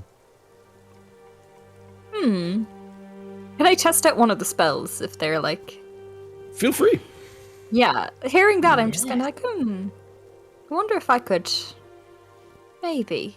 And I'll try to do some mage armor on myself based on the So you book's wanna do- instructions. So you want to Mage Armor? Okay. So you have this book out in one hand, and you wave around your hand like, because there's like colorful drawing patterns in this book, right? That says like, okay, you go left, then you go right, then you go 2 circles, and you go down. So Karla's doing that in the air to try and like do the spell, and says a couple of words that are phonetically written out in the book. As she does that, she casts the spell Mage Armoire rather than Mage Armor. And right next to you, you summon a fancy wardrobe. This fancy wardrobe has a couple of sets of clothing in there. Do you wish to look what's in there? Oh, absolutely. This is even better. All right. Roll me 3 d20s. Oh my. Excellent. All my new D20s I get to I love it. use. Great. Okay. Can so I you've got guide her? I'm sleeping. Just kidding. We have a 19, Yes? a 15. I got a natural 1, but I'm lucky. Can I reroll? Sure. And that's going to be a 13. All right. So all three of this, 13 you said, a 15 and a 19, right? Yes. All right. So one set of clothing that you find in there are of a costume quality. Basically, You will find a costume in there that you can try on. Like, you can dress up like a horse. It's not convincing, but it's a costume. She Two takes sets it in out, there. looks at it, and then looks at John. And puts it away in her bag of holding. Sure. Yeah. The other 2 sets that you find in there are clothing sets of fine quality. This is the kind of stuff that you see the Barovian elite wear. Okay, yeah, I'll keep one for myself, and then I'll open my bag of holding and be like, Bagman! Bagman, Yes. I have a very fine treat for you, and I hand him one of the sets of fine clothing. He starts gnawing away at that. Yeah, enjoy! And I give his head a little pat and send him back into the bag. As you are finished with your spell, the mage armoire disappears again into the night. Excellent. I enjoy this. I love this. Okay. So just to reiterate, you have message, mage armor, which you've just tried, hold person, speak with dead, ice storm, teleport, wish, fireball, and magic missile. Oh yeah, I'm excited. boy. These And will as be far used as for- this book works, you can use each of these spells once per dawn. Oh my god. amazing. Oh, I'll wow. tuck that away. Fire. I'm trying to imagine all of the misspellings and what they could mean. Mage armoire is fantastic. Mm-hmm. It's good. so much worse with the other ones. Yeah. Uh, I figured that was a little safer. I think I get the first one, but anyway, yeah. Let's go on. This is gonna be great. What, Love message? experimentation. Yeah. Solid. Feel free to try it. I mean, When we go to the rose, I'll try it out again. I'll put that away. Yeah, I'll put that away. That'll be fun for a little. Very much the same. In my head, I'm thinking of like the moments of like releasing a bear on someone, kind of like that energy. Yeah. All right. I prefer. so you guys go to sleep then? I prefer my hijinks to be completely randomized. So yes, And I hate fun. If there's nothing else that you guys need or want to do at present, then you guys can indeed apply a long rest should you need one. And then you wake again the next morning. The weather is unchanged, although it is morning, so it is light again. It's slightly overcast, though. Heavily overcast, actually, because it's snowing. And you wake exactly where you were the night before. To the smell of fresh stew. Breakfast as well. Okay. We will eat the stew and I think head to the Burgermeister's house. It'll be good to stop by him first, quick chat, and then off to the Abbey. John's looking under his bed and under his sheets. I What's the matter? think I lost my hat. Oh, the bag Oh man no, you might have eaten. didn't. Oh. No, you know what happened to it? It was really funny. Last night, it got so cold. Can you imagine? Like, how cold do you think it got last night? I mean, there's snow on the ground. It must have gotten so cold. Anyway, I took the hat out and put it on Sidara, so she wouldn't get too cold. So, is that your horse? Yes, of course. Dara. The majestic white creature just beyond these doors Okay. in the barn. John goes out to after he grabs his bowl, starts eating while he walks out to the stable to get the horse the hat. John! Okay. Casariel, as you walk out the bedroom, Darovic stops you for a brief moment and he says, apparently a letter came in for you this morning. And he hands you a scroll. Oh. She takes it. The scroll itself has a wax seal on it, and the wax seal itself is indented with a rose. Oh. Oh. All I right. have to ask the obvious because of, do you want to read it? I thought I might know what it was, but now I'm confused. Yes, I want to read it. Okay. There you go. Dear Casariel, as promised, I have set up a meeting for you with your beloved mother. When the new moon rises, she will await you at the Sanguine Inn, my new establishment. Yours sincerely, Ernst Larnack. My new establishment. All right, I'm going to fold this up and head outside. I'm shaking horsehair out of my hat. Do you two suppose... John, did you take that from Satara? My hat? Yes. Well, don't you think her ears are going to get cold? No. All right. I received a missive. It's from Ernst. I'm going to hand it to Karla. John can't read. He won't. I certainly can. I'm just not interested in it. Yeah, Sorry. I'll read it. I know. John can read. That is not canon. I was just kidding. That's for taking Satara's hat away. John totally, like, when you hand it to her, he doesn't even bat an eye. Like, that, he probably would have, if you handed it to him, he probably would have handed it to her. I know. He's got a new establishment. You don't suppose the Martikovs have abandoned the Blue Water Inn? And Probably not by choice, considering the information that we gave up about them. She'll, like, look at John a little bit. Do you think they got rid of the paper place above the Sanguine Rose and turned it into an inn? No, We'll see.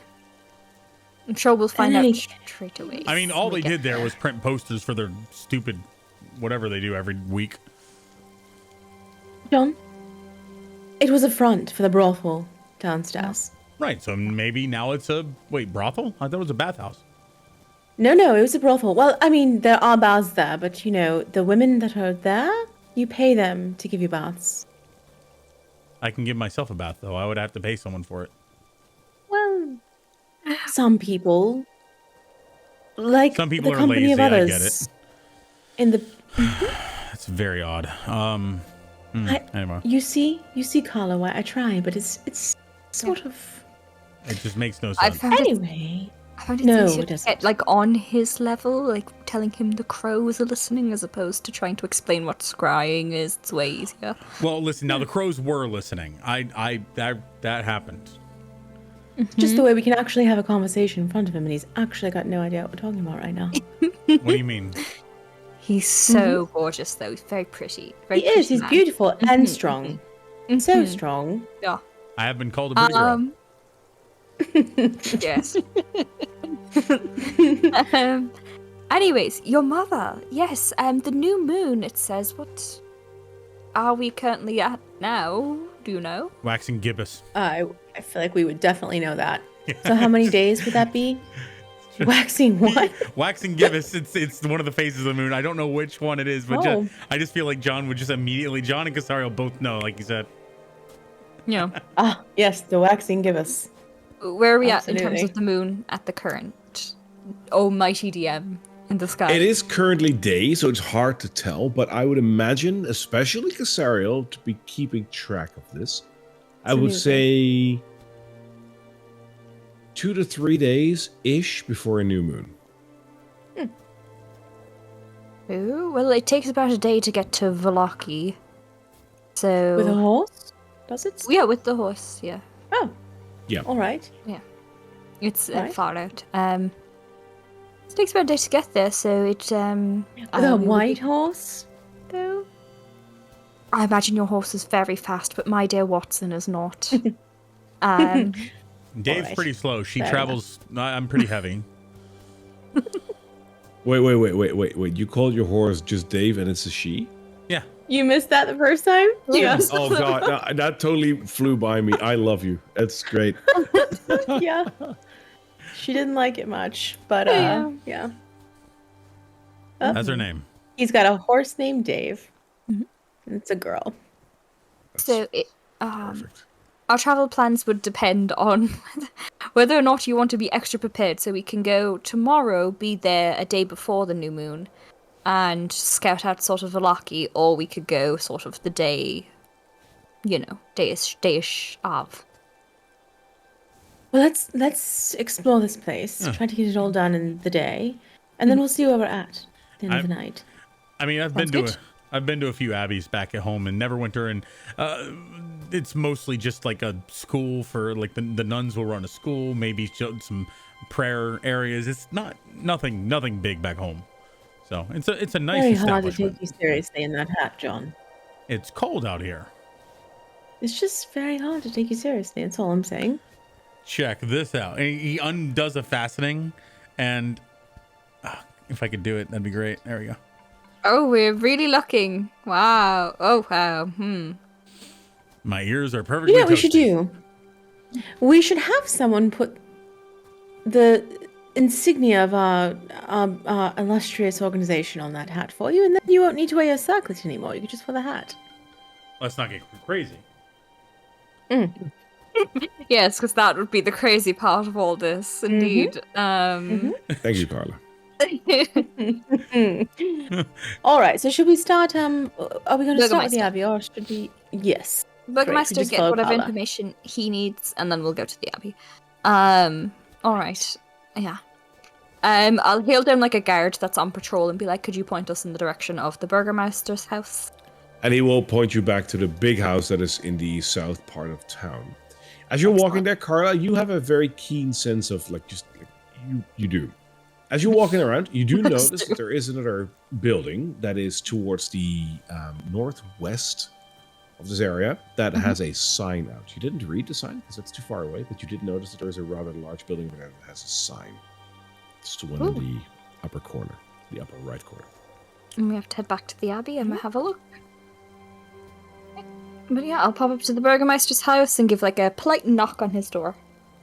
And the Burgermeister will open and say to you, please come in. It's cold outside, as always. Mm-hmm. I feel a little bit warmer than normal. Thank you. I'm not cold. Well, I'm sure you are. Welcome in. It's not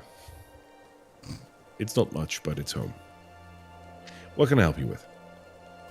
You wanted to talk to us a little bit whenever we had a bit of time. We have some now if you wanted to speak. Yes. First off, this is my wife, and he points towards the kitchen area in the south of this room. Pleasure to meet you. She waves very warmly at you, very broad smile, and he says, "This is Anna."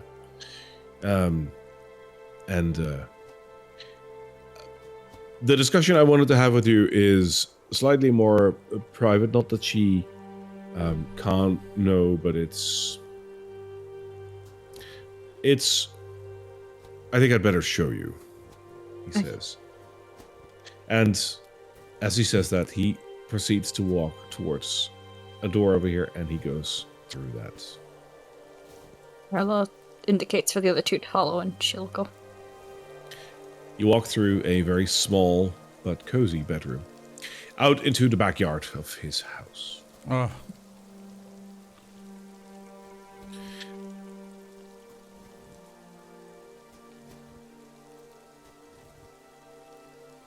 Oh dear.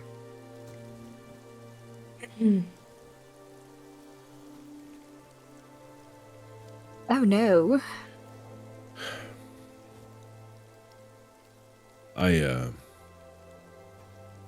This is my family's graveyard.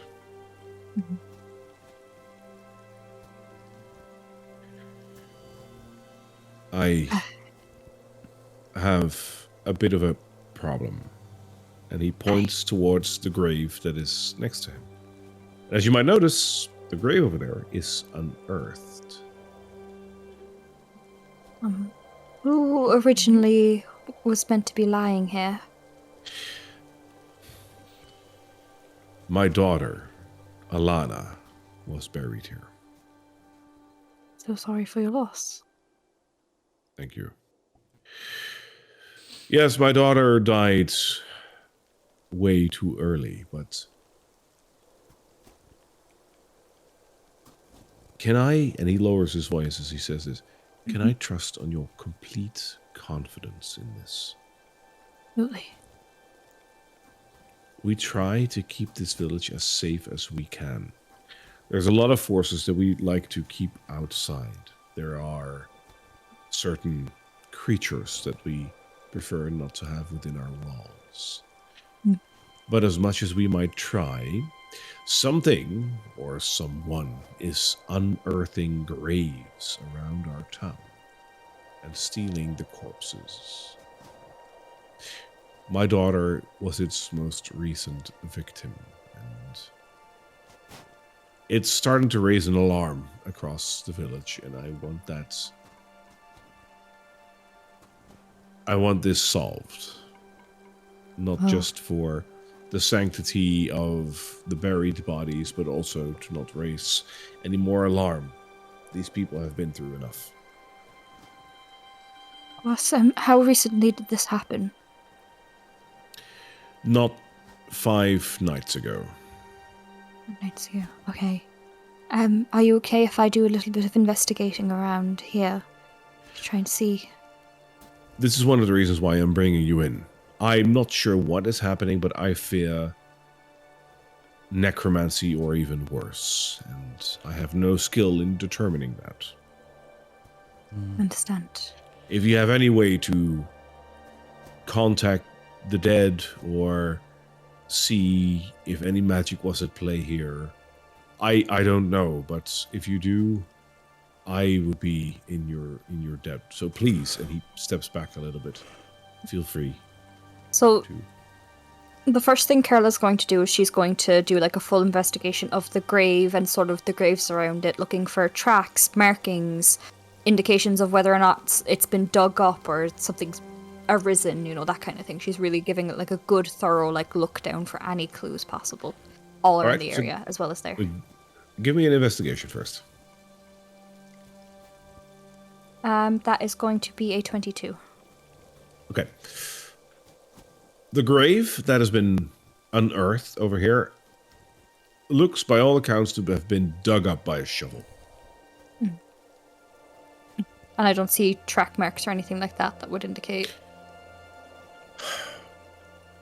Yeah, you do. You do see track marks, but they confuse you. Okay. For you see a set of feet leading from the grave slightly away towards the house. And you see one imprint of a shoe and one imprint which looks like a goat. Like a goat's hoof. A goat's hoof? Okay, interesting. Alright, I'll note that down. And then the second thing that I would like to do is, as soon as that's done, I'm going to take out my Ouija board and try to contact any spirits around to ask them if they've seen anything. Alrighty. Where did we leave that? Over here. Let's get the Ouija board in, guys. I love it. It's been a while. It doesn't happen because it's far too silly, but I wanted an image of John like leaning down and taking a handful of snow and smelling it and saying, "It snowed last night." But that was just too. I couldn't. Give me a nature check, John. Oh my God, no. Okay, all right. My -1 is helping me very much here. I got a 9. A 9. Yep, I rolled a 10.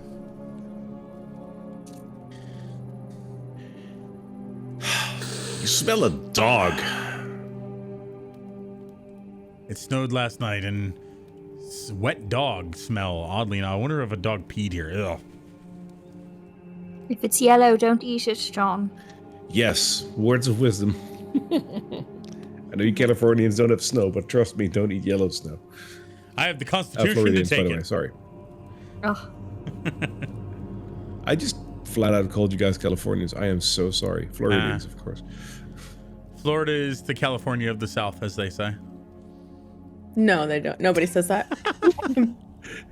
Shall we move on? Certainly not California. Yes. No, no. Mm-mm. We're contacting the dead spirit of a young girl. Please have some decorum. Okay, I'll put down my I'm going else. to. No. I'm going to reach out to any spirits that are within this sort of graveyard and ask, like, are you here first? Is there anyone with us? You feel a very subtle energy, but the token remains where it is. Did you see what happened 5 nights ago? You When that feel a young very girl was subtle. taken. You feel a very subtle movement, but the token remains where it is. What took her? Was it human or creature?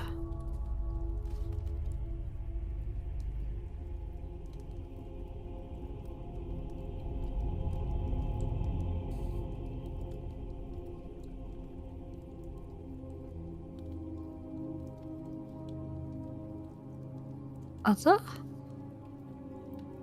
Both. Hmm? Oh, both. Okay, I missed the B. Yes. Both. Oh, an amalgamation. Was it a were creature, a werewolf?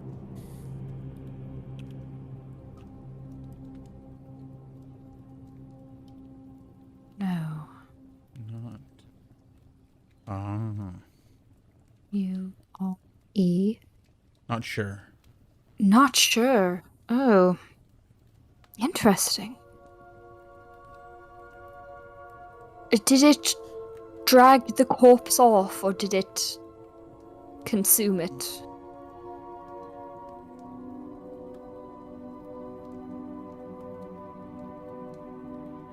The bag. Bag. Bagged it. Bagged it.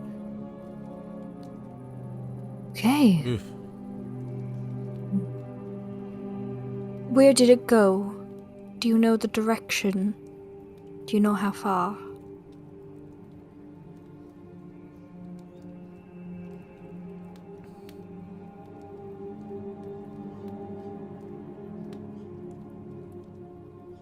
The The Abbey.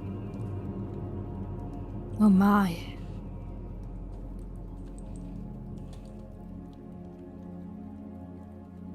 Who are you? Who is talking to us right now?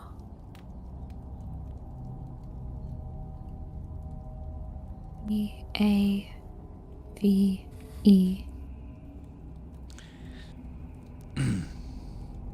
Thank you so much, Dave.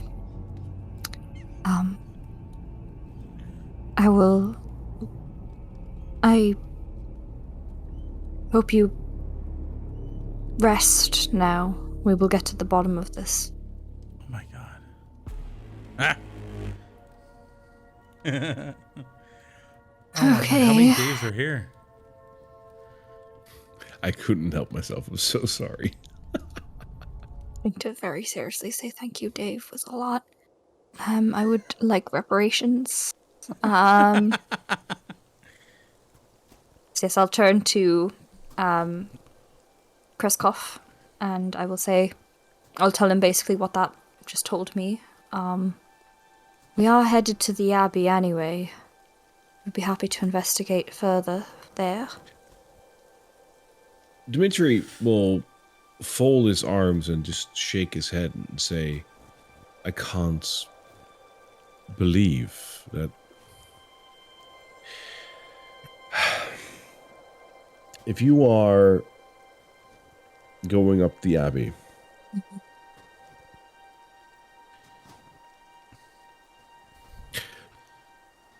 years and years ago, an abbot came to our town. Very friendly man, very young man as well. If you permit me in describing him, he looked very handsome for an abbot. he said he wanted to breathe life into the monastery. Now, mind you, the monastery has been built centuries ago by Saint Markovia. And when she passed, sisters and brothers of their clergy continued their services to provide religious aid and to feed the homeless and aid those who were wounded or otherwise outcast from society. Then the war came, and after the war, the abbey was shut down, deemed unnecessary for the people. Now, this is long time ago. The abbey has been standing there empty for, well, centuries. Until this abbot came along, and this is some 30, 40 years ago. The abbot took up residence in the abbey, and we haven't really seen him since. But at night, sometimes sounds and lights do appear, and the people over here are scared of what might go on over there.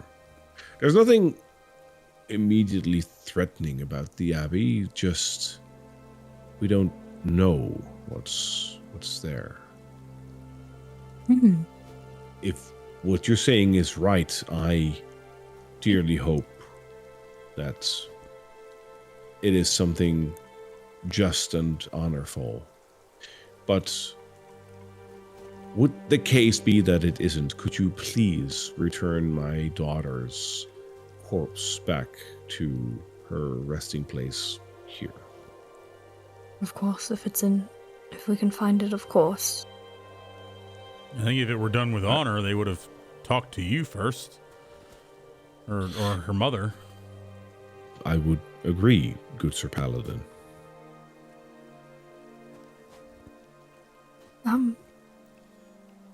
We will investigate further there and hopefully have this resolved for you. Thank you. Her mother is quite distraught by this, and I am too, to a degree. You would do us a great service in looking after this. Thank you. And ensure to leave an extra flower offering for Dave for helping us identify this. Yes, I will. Of course. Off to the Abbey. I'll say to the other two. Well. Karla, did you like walk us through like Sherlock Holmes style as you were investigating? I see there's this footstep over here, and then it's a goat, oddly enough, or something like that. Yeah, I absolutely did, but unfortunately, John was too busy eating pea snow to pay attention to it. I wasn't eating it; I was smelling it. But no, I was going to say, Karla, do we know somebody with one leg? Yes, but I don't think the other half was goat. It's one human boot and then one goat. Karla, just to make sure, do you know what a goat imprint looks like in snow?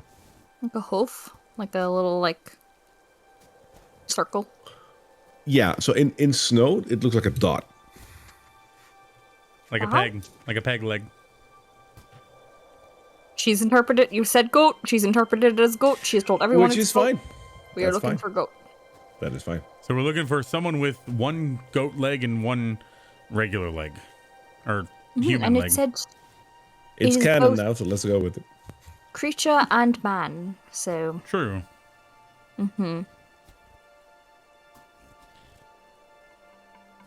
Alrighty. Does John know what a satyr is? No. Is that a serious question? Because I think with your background... Because as far as I know, satyrs aren't a thing. Is it this direction or this direction? If you want to go to the lake, it is the right direction. If you want to go to the shop that had Sign. a sign out, that's also there. I'll check the sign first. All right. It just says general store. How likely are we to actually get to the Abbey today, or should we do this sort of like side stuff and end and then start in the Abbey next episode? I don't mean to be so meta. Looking but at the time, we have a apples. couple of minutes left, so yeah, Want to pop into the store and then we'll start the Abbey next time? Yeah. let's go shopping. I've been needing a shopping episode. I'm not gonna lie. Babes. It's been one hit after another. as you walk into the general store, you see that there is a lady over there that is running the place, and as if struck by lightning, you notice that she looks like someone that you've seen before. Yeah, we know her. She smiles, seeing new faces, and she says, "Welcome, welcome. Anything I can get you?" Where do I know You you wouldn't from? happen. You wouldn't have to have a sister in Valaki, would you? Oh, I do actually. Yes. Have you been to Valaki? Yes, her potion shop is renowned. It's incredible. Yes. Yes, it's run by my twin sister. Yes. Runs in the family. I see the good looks. So, we are shopping around just for some wares. Anything interesting? Items of note? Stuff like that. Oh, do you have an apple? Apples. So I deal in rather rare items sometimes, but Like a general I store? like a general store should, of course. But apples are beyond my scope. They don't even grow in these lands. So if I get some from the Vistani, then sure. But I haven't seen them in a year, I think. Maybe Anya has them over in Valaki, but Oh, okay. Vistani's a good place to check. That's good to know. So these rare items that you were talking about, we have coin. on occasion I run into rare items. At the moment, I am fresh out though. But like, if you need anything for your questing or trapping or adventuring needs, then I should probably be able to help you out. Did we sell the Vistani, the mace that you didn't want? No, I stole. I sold the special wine. We have this rare item. If you have any interest in it, and I kind of show her the Mace of Terror and describe the sort of like mechanisms of it, and be like, any offer for this? It's an interesting item, but I don't think I will have a market for that. It's fair. With the risk of sounding repetitive, I think that the Vistani might be able to help you out better with that. They deal with weapons a whole lot more than I do. We pick up ration. Oh, you said you trappings. Do you have bear traps? Or any sort of wolf traps? Yes, I should have something like that. How many do you need? Give me 2. I'll take 2. All right. They are 5 gold apiece. Okie doke. All right. I'll give her 5 gold. And 5 gold or 10? Oh, 10. Yeah, sorry. Okay. In that case, you can add 2 hunting traps. They're actual items that you can add. Ooh, exciting. You cool. can set them using an action, or of course, out of combat, you can just set them. They're basically one of those like snap rings that bear trap kind of things. If an enemy stands in it, it needs to succeed on a DC 13 dexterity saving throw, or basically be they get some damage, a little bit of pierce damage, and they're basically stopped moving. They're just rooted to the ground. Very cool. Okay. Thank you very much. I will take those for sure. Wonderful.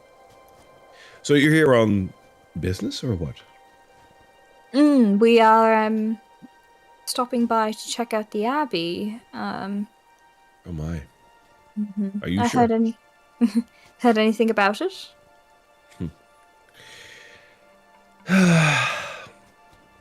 Yeah, it's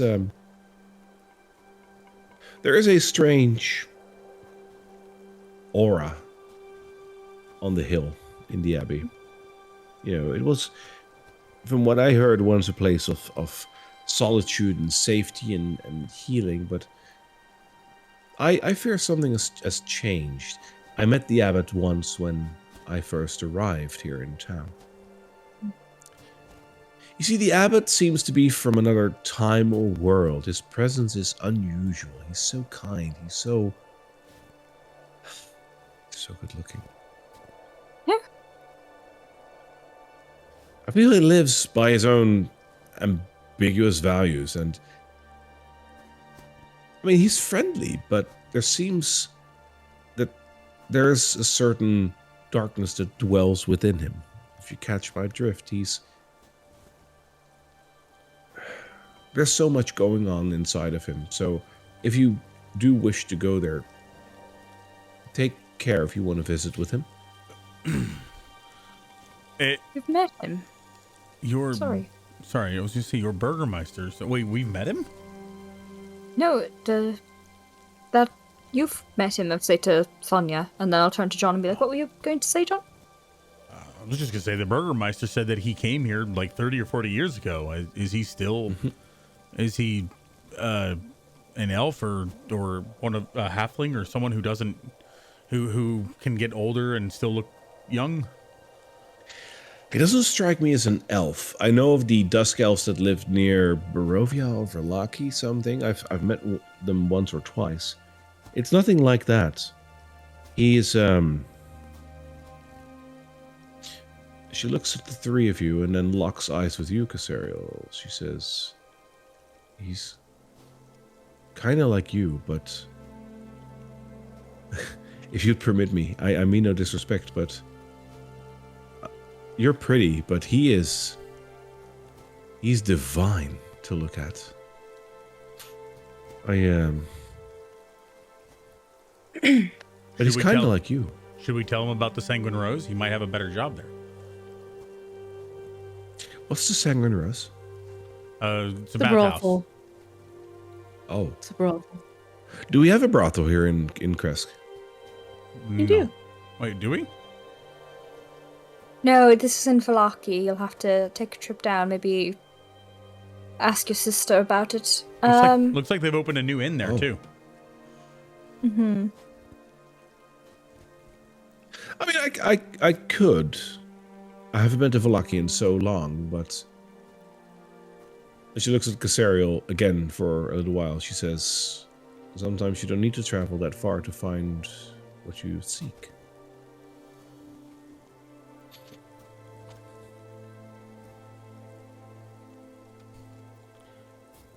What the hell do I think she's talking about? Give me an insight check.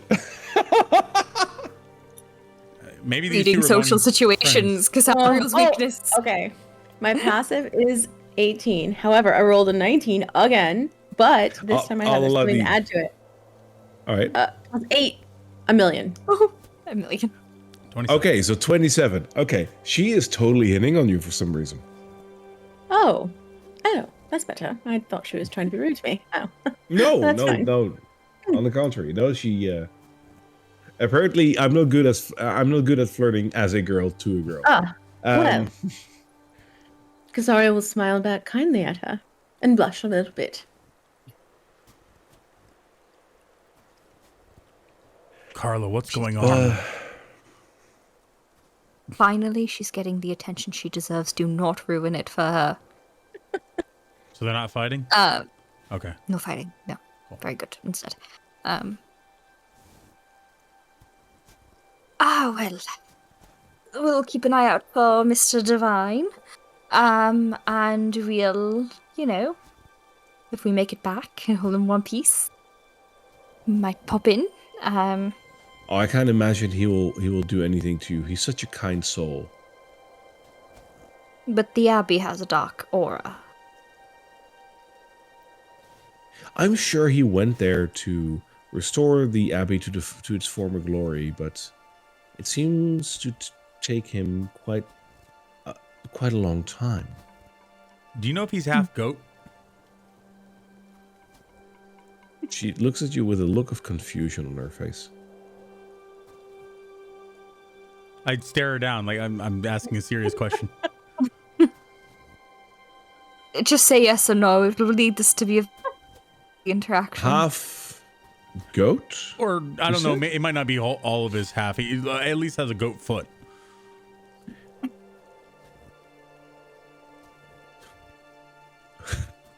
Her lips curl into a grin as she looks over at Casariel and she says, well, I hope he's part horse at least, but I don't think I have any reason to suspect that he is part goat.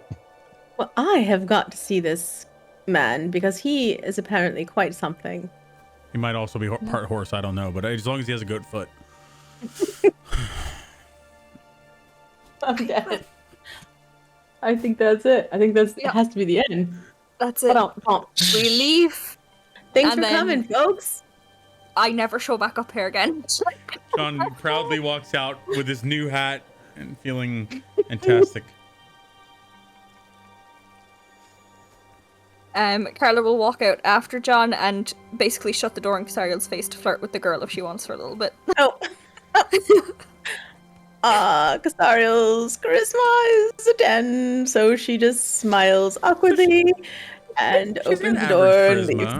charisma. That's locked. I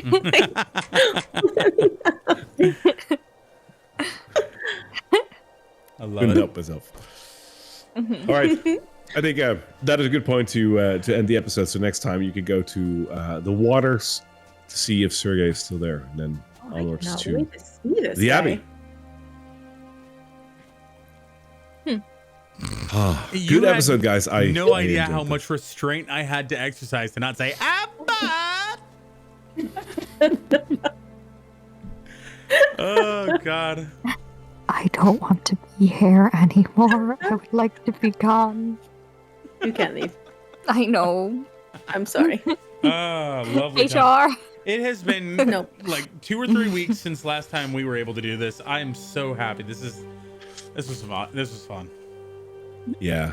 I hope you guys enjoyed it as much as we enjoy role playing. Like this is the reason why we do this. It's such a fun game. It's such a fun group. We're having fun here. I hope you guys did too. That was episode 29 of The Curse of Strahd. So join us next week for episode number 30. Holy dang, we're getting there. 3-0. Yeah, when we venture to the Abbey and see what's up over there. If you're curious in the meantime, hit us up on YouTube and on Twitch, depending on which platform you've seen us on. On YouTube, we have all our old episodes if you want to watch what we've done so far. We have a episode done by Karla, which summarizes everything up to episode, I believe 25, right, Karla? 25, yeah. Yeah. We have backstories over there. We have some backstories of some prominent characters as well. So feel free to join those. Those are absolutely awesome. Join us on Twitch. Check out our podcasts if you want to listen to us on the go, because you can do that as well. And of course, join us next week for more Curse of Strahd episode 30, where we'll see where our characters will go as they raid the Abbey. Oh, yes. We'll see you next time, guys. Thank you so much for being here, and see you in a week. Bye, everybody. Bye now.